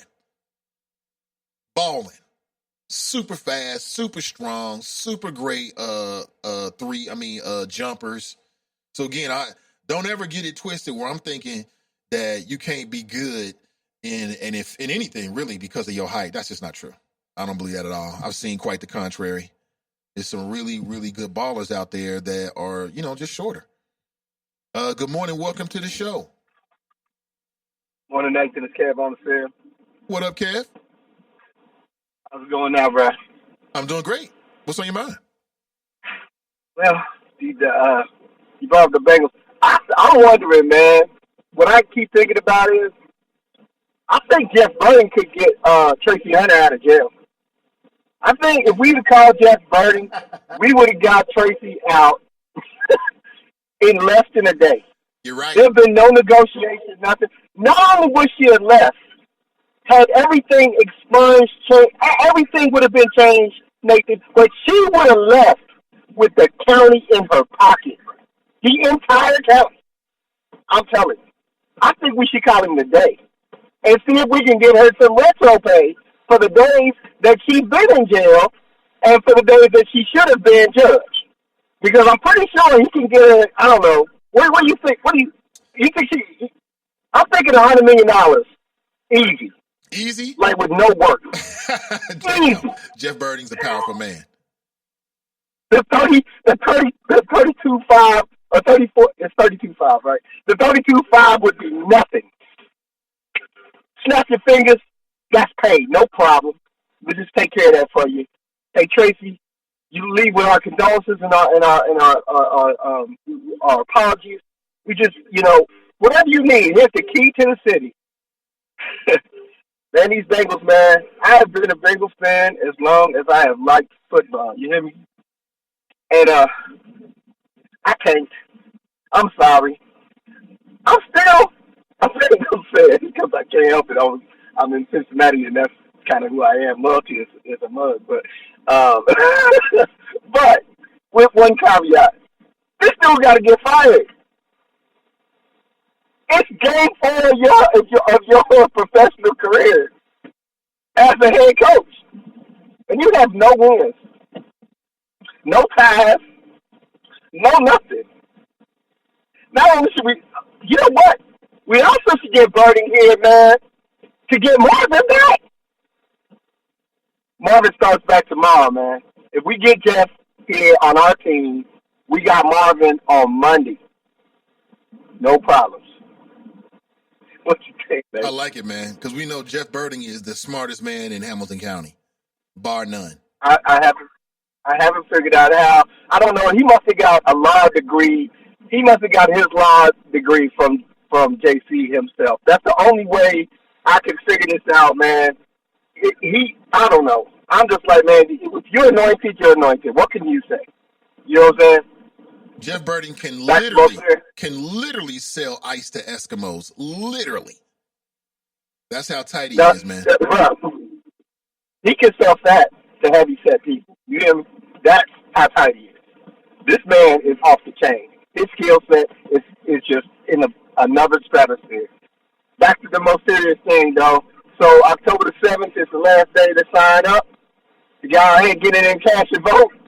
I believe that we might be looking for a prosecutor in the next 2 years. So it's kind of important to get engaged in the process. You can say all you want to, but if you don't want to get arrested by people who don't like black people, you have to make sure that the person deciding who's going to arrest you is not a person who don't like black people. It ain't difficult. This is very easy. Sign up now. Make sure that you get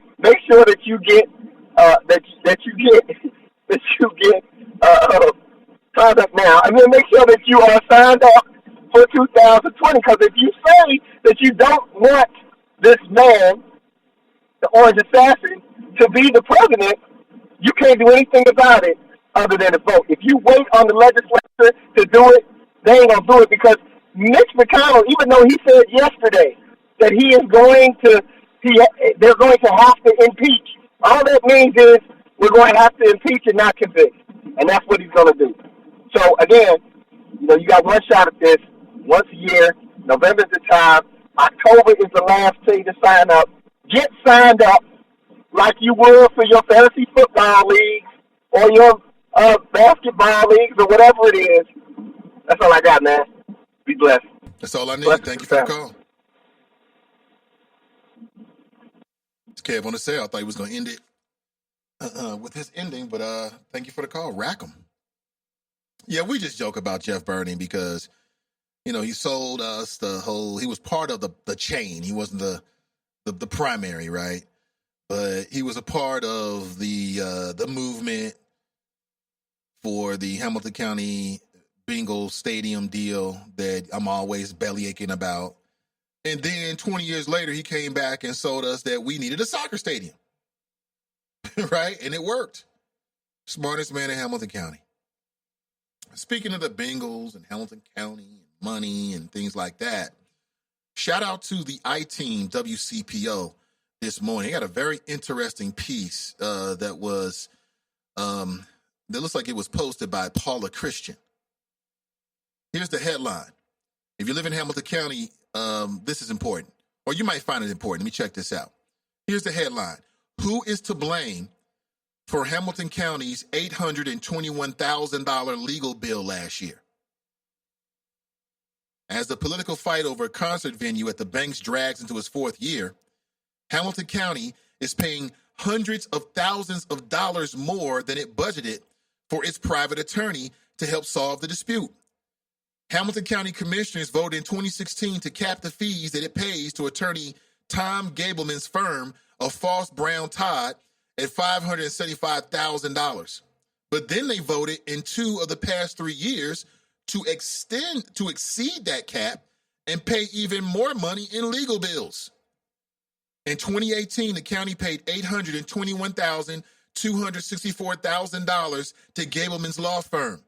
So far, the county has spent $443,000 in 7 months if the legal bills continue at the same rate. The county is on target to spend $759,000 in 2019. Quote, it hurts the taxpayer at the end of the day because they're the ones who are paying all of the bills. That's from the former Hamilton County Commissioner, Chris Monzel. We should have we should have had this music venue done and finished 2 years ago. Huh? Apparently, Gableman has been the attorney behind the riverfront development in Cincinnati for more than 20 years. He helped develop the Great American Ballpark, negotiate leases with the Cincinnati Bengals and General Electric, and bring life to the Banks. Is that right? This is a quote from Gableman. It was a mud pit. There was a gulf between the ballpark and the Freedom Center. There was nothing. Right now, it's one of the largest urban redevelopment projects in the country. Really? Well, it wasn't one of the largest redevelopment projects in the country when Liz Rogers had a space down there. Think about that, man. You need to go to law school. Check out this number here. The banks now, so on top of everything else, the county is paying a little bit short of $1 million a year for a lawyer to negotiate contracts. How much fucking time is he spending on this? Every day? $800,000 to do what? That's wild. That is crazy right there. And apparently over the life of this deal, it's been like the county has spent $21 million on legal fees since 2000 for just one person. So everybody's making money but you. Everybody's getting ahead but us. The Bengals got a sweet deal. This lawyer got a sweet deal. $21 million since 2000? There needs to be a fucking audit of that. The banks now generates $1.7 billion in economic activity each year, according to county figures. I need a breakdown because that don't even make sense to me. $1.7 million in economic activity. What does economic activity mean? Is that the sum total of everything that is bought and sold? What does that mean exactly? Gableman writes, that's jobs. That's people coming down here. That's people who are spending money. What kind of jobs? Selling hot dogs? Are these union jobs? Are these the kind of jobs you can work 20, 30 years and retire? No. Telling you, man, it's that flim-flam with the money. $1.7 billion in economic activity. Really? I need to see a breakdown.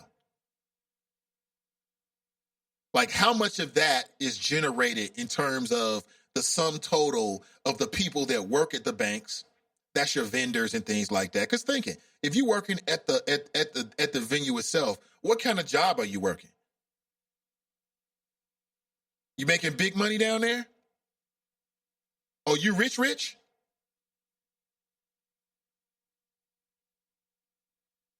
So one lawyer has made $21 million since 2000.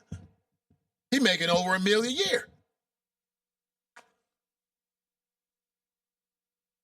That's crazy. Man, listen, go to law school. Start you one of these high-powered law firms down on 4th Street and rake in the cash. Rake it in, rake it in, rake it in. Rake in the cash. Telling you, man, some people in the city, man, have so much money. There's so many people with wealth in Cincinnati. It's not even funny. And I don't begrudge them at all. I mean, you put yourself in that position, enjoy, but this is more of a public project. How many black lawyers are making money off of this? How many black law firms or black lawyers does the county employ? How many non-white lawyers are making money with the county? And how much money are they making with the county? That's big right there. You making $1 million a year? Damn, what's your hourly fee? Is that your only case? Is that your only client? Maybe that's his only client. I don't know. Damn, I should have went to law school. I mean, I guess Gableman is just that guy. You know what I'm saying? But surely there's some other folks that can do that work for cheaper. Nobody in the county's like, I think we can get this for $400,000 a year rather than $800,000 a year. Them commissioners don't mind signing them checks to spend that money, just like they did with Tracy Hunter. Prosecutor says, you know what? We need some money to continue prosecution. Sure. These Democrats. Sure. Go right ahead. Sure. Yeah. Yeah. Whatever you need. Oh, you need some money? You need some taxpayer money so you can get your personal lawyers to prosecute Tracy Hunter? Sure. How much you need? $500,000? Oh, sure. We'll give you $8. We'll give you $8.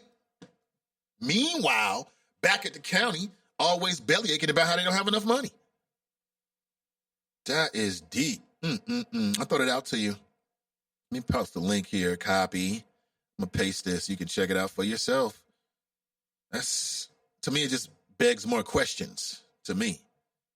And we just assume that that's what it costs. $800,000. Like, what is he really doing for $800,000 a year? Like, for real. He must be like the lawyer / architect. Hell, he even does the construction. He's out there making the deal and then breaking the concrete too. He must be doing it all. Damn. How do you put yourself in a position like that?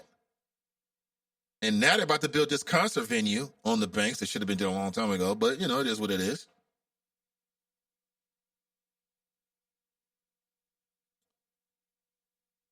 Let me see here. Under a 2016 contract, the county pays Gableman's firm $250 an hour for legal work performed by his team. This is far less than the $560 he charges other clients per hour. That's from Todd Portune. Oh, so we getting a deal. That's what Todd Portune's trying to say. We getting a deal. Well, God damn it, Todd Portune, we can count. We have calculators. Let's pull the calculator out. Let's see how many hours you have to do for $250 per hour to get $1 million a year from the county. How many hours is that? I don't know. Where's my calculator? I'm talking all this shit. Gotta do it. Calculator. Okay. School. What old school? Somebody do the number out there. Do the numbers for me. So Gableman's making $250 per hour.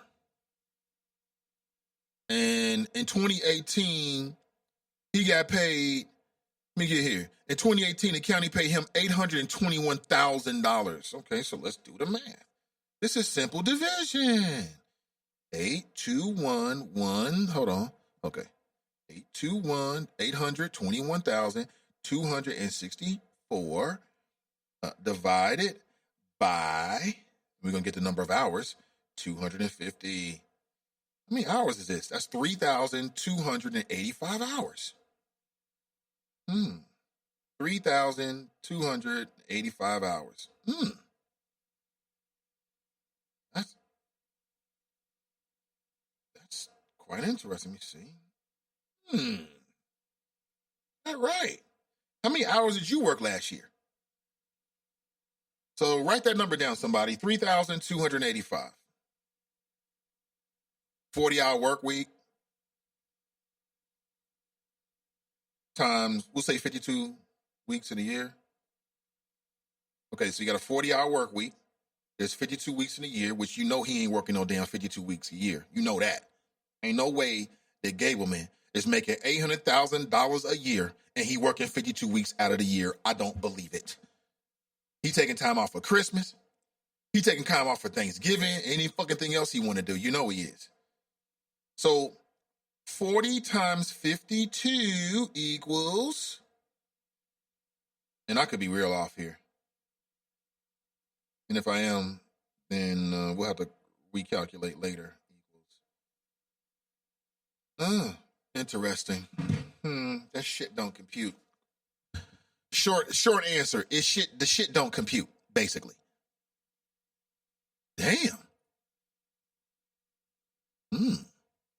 And what do they mean by 1.7 billion in economic activity? You need to break that down for me. What do you mean by economic activity? What does that mean? Because for a lot of people, they'll be satisfied. Like, oh, $1.7 billion economic activity. Hooray, hooray, hooray. What is that? The Ferris wheel? Are they counting ticket sales, concession stand sales? What are they coming up with $1.7 billion in economic activity? They don't have that many stores down there. I don't even go to none of it. I mean, the last time I went to anything down there was, and I'm not saying I never go down to the banks, but I was pissed off that stuff with Liz Rogers. Last time I went down there was for an event for the National Association of Black Journalists here in Cincinnati. They were down at Jefferson, whatever it's called, and I went down there. That was the last time I spent money on the banks, and I can't recall the time. I think the last time before that I was there at that Jefferson Social is what it's called. The time before that I was there, it was after an election. Other than that, I haven't been down there. So $1.7 billion in economic activity on the banks. There's nothing on the banks. You got, are they including GE? Are they including the fact that they've got some condos and apartments down there? Are they talking about parking as well? What exactly is that? And just because so what's the big deal? So what? Here's the other way of looking at it. So what if the banks generates $1.7 billion in economic activity and you still got all these divisions and basically separate and unequal living conditions throughout Cincinnati and Hamilton County? I mean, the banks generates $1.7 billion in economic activity each year, and you have motherfuckers homeless living near the banks, on the banks, under the bridges and byways and driveways. So what difference does it make?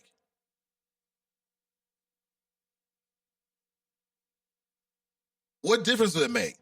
$1.7 billion in economic activity, and we still got far too many black kids living in poverty. We still got a 40,000 unit shortage of affordable housing. The school system's got a D. So who cares? Who cares? Big deal. So what? The banks generate $1.7 billion. So what?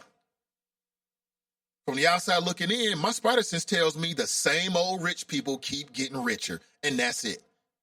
Because I ain't experiencing none of that $1.7 billion in economic activity. Are you? Maybe you are. Maybe you got a contract with something on the banks or something like that. I wish you the best. Rake it in, man. Cash it in for you and your family. I'm happy for you, but I just don't really think it means shit.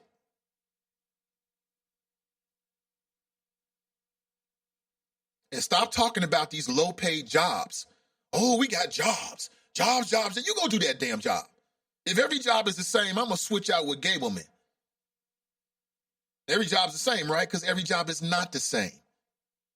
Out there huffing hot dogs and popcorn. Oh, you got a job? I mean, yeah, you do, but yeah. There's a lot of questions that need to be asked about this, in my humble opinion, but we shall see. John Cranley is quoted in here. He's got some very strong words. Would you like to hear him?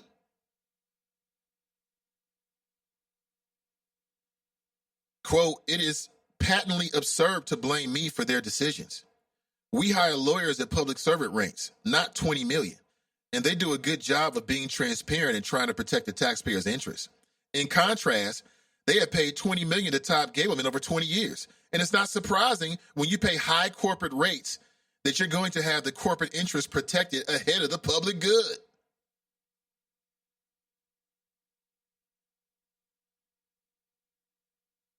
Here's a quote from Gableman. "I'm going to protect the interests of the taxpayers. I'm a taxpayer. My family's a taxpayer." Gableman, you just made $20 million. You're making $1 million a year. You're making more money than some of the bingo players. And they're putting their bodies on the line, talking about you represent the interests of the taxpayers. Maybe he is. Maybe the reason why he's saying that is because he's working with the county, what's being reported here. I haven't seen any numbers myself. But he's being paid less than what he normally would be. So for him, he's looking at it like, hey, I'm doing you a service. But I'm looking at it like there has to be a way to shave down the cost of that. That's crazy.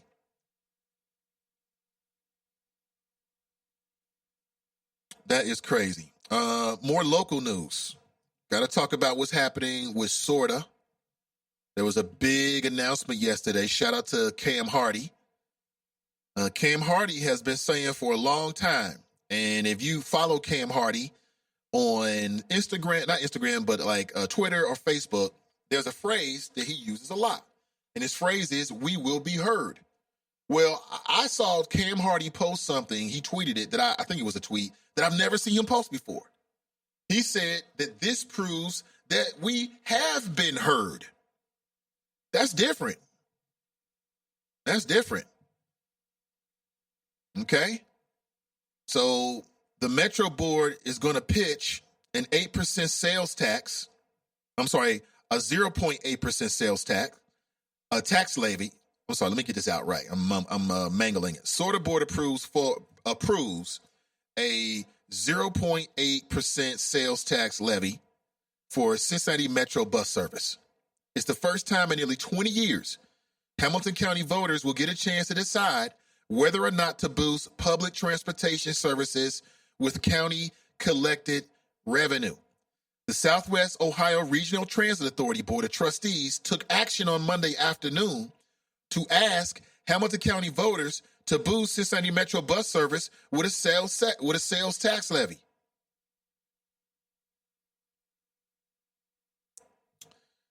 And let me see here. Let me go on to Cam Hardy's Facebook page. Facebook. And read what he posted. You know, he's been leading a charge with this, with the Better Bus Coalition. Let's see here. Here it is. On his Facebook page, for the first time in nearly 20 years, county voters will get to decide whether or not to boost public transportation services with county collected revenue, which I just read. There's some images from the meeting that were last night.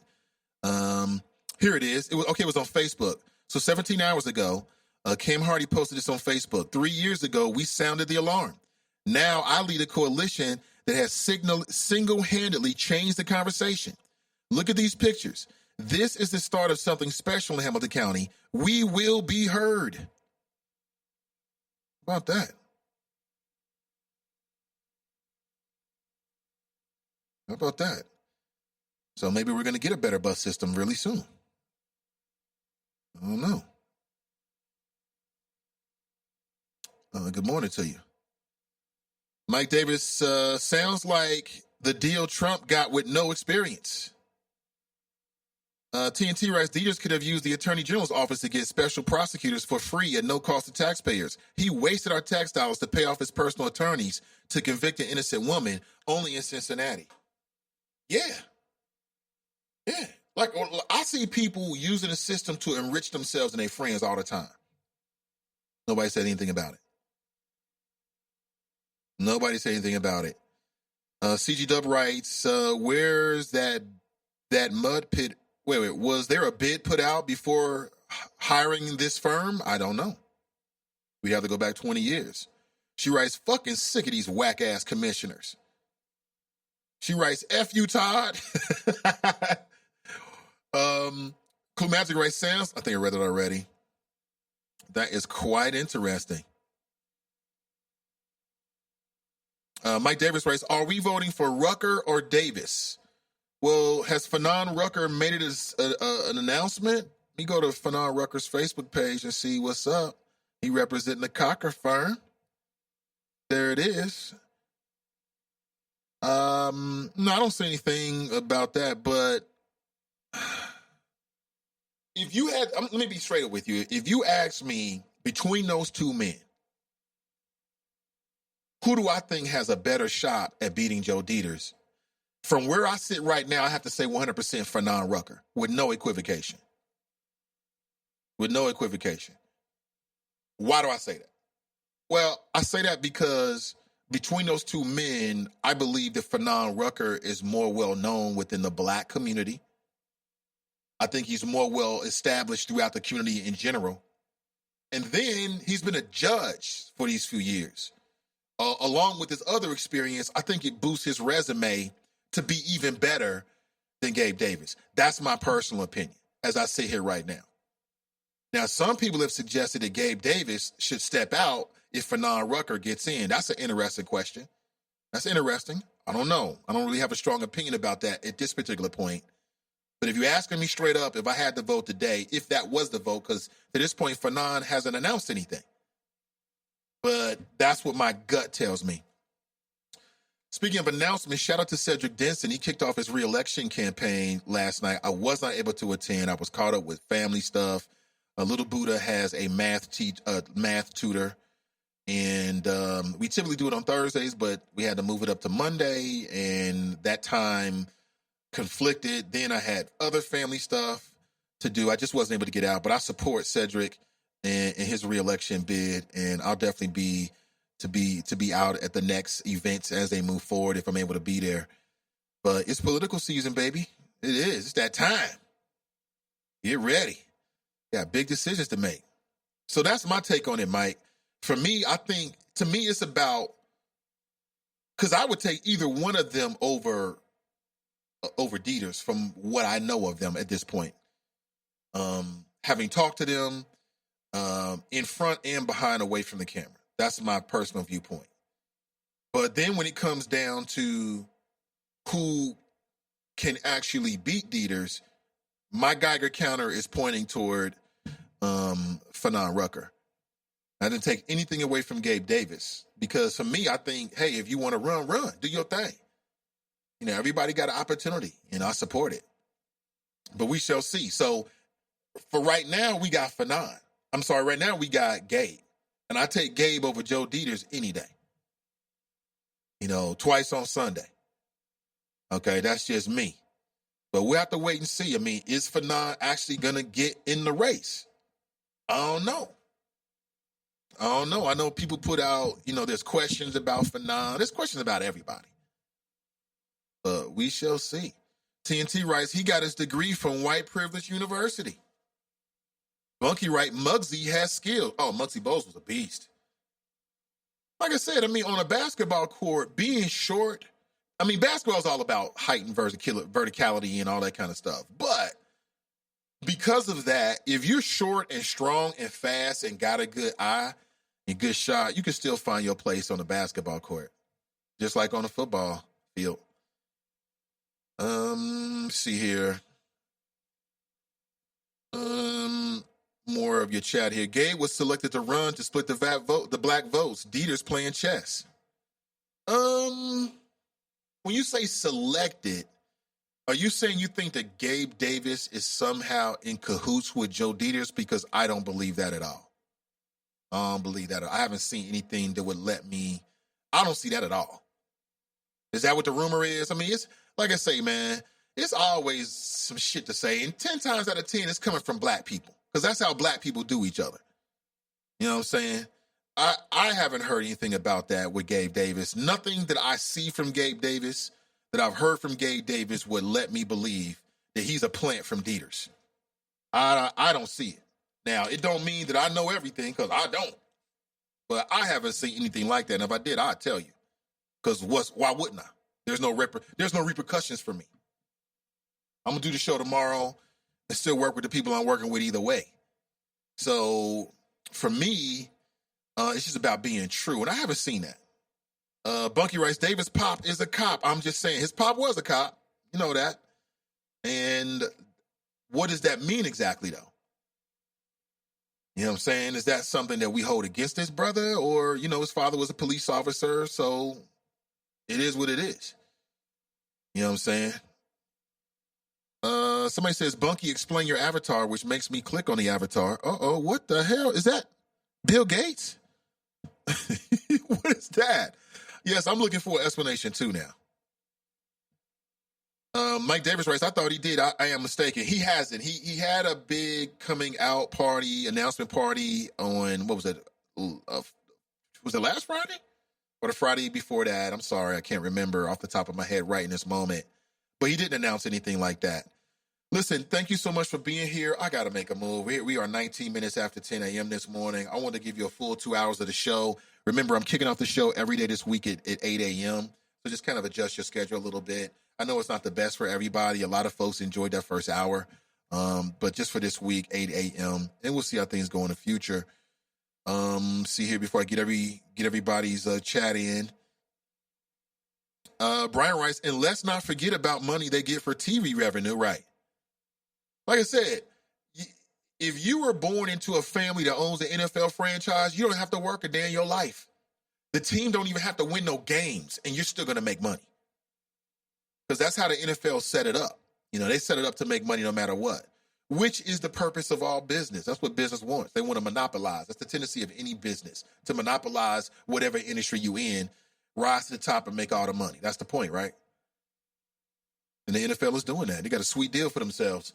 Hey, listen, thank you so much for being here. I'll be back tomorrow, bright and early, 8 a.m., and check out the flows. I want to remind you that this Saturday, October the 5th, 2019, 3 p.m. to 6 p.m., I want to invite you to the Erica J. Holman Foundation Mammogram Jam. It's a free event. And again, when you go to this event, people are happy. I mean, of course, they're there because of the passing of Erica J. Holloman. But this is about raising awareness. This is about keeping your family together. If you haven't gotten a mammogram, please consider getting a mammogram this month. This is Breast Cancer Awareness Month. And the Mammogram Jam will be at Mango's Tropical Oasis. I like the way that sounds. This Saturday. So please meet me there. I'd love to see you. And the Erica J. Holman Foundation is hosting a free event for the awareness of triple-negative breast cancer. If you've never heard of it, look it up. Share this with your family members, with your wife, with whoever's in your life who's close to you. Triple-negative breast cancer is especially, it targets Black women. You may or may not have heard about it. And they are raising awareness. This is a very serious effort to raise awareness and education. This is about health. And I'd love to see you there. So if you haven't gotten a mammogram ever or in a long time, the Tri Health Mammogram van will be on location and you can get a mammogram at the event. So have a wonderful day. I'll be with you again tomorrow morning, bright and early. And we'll talk real soon. I'm out.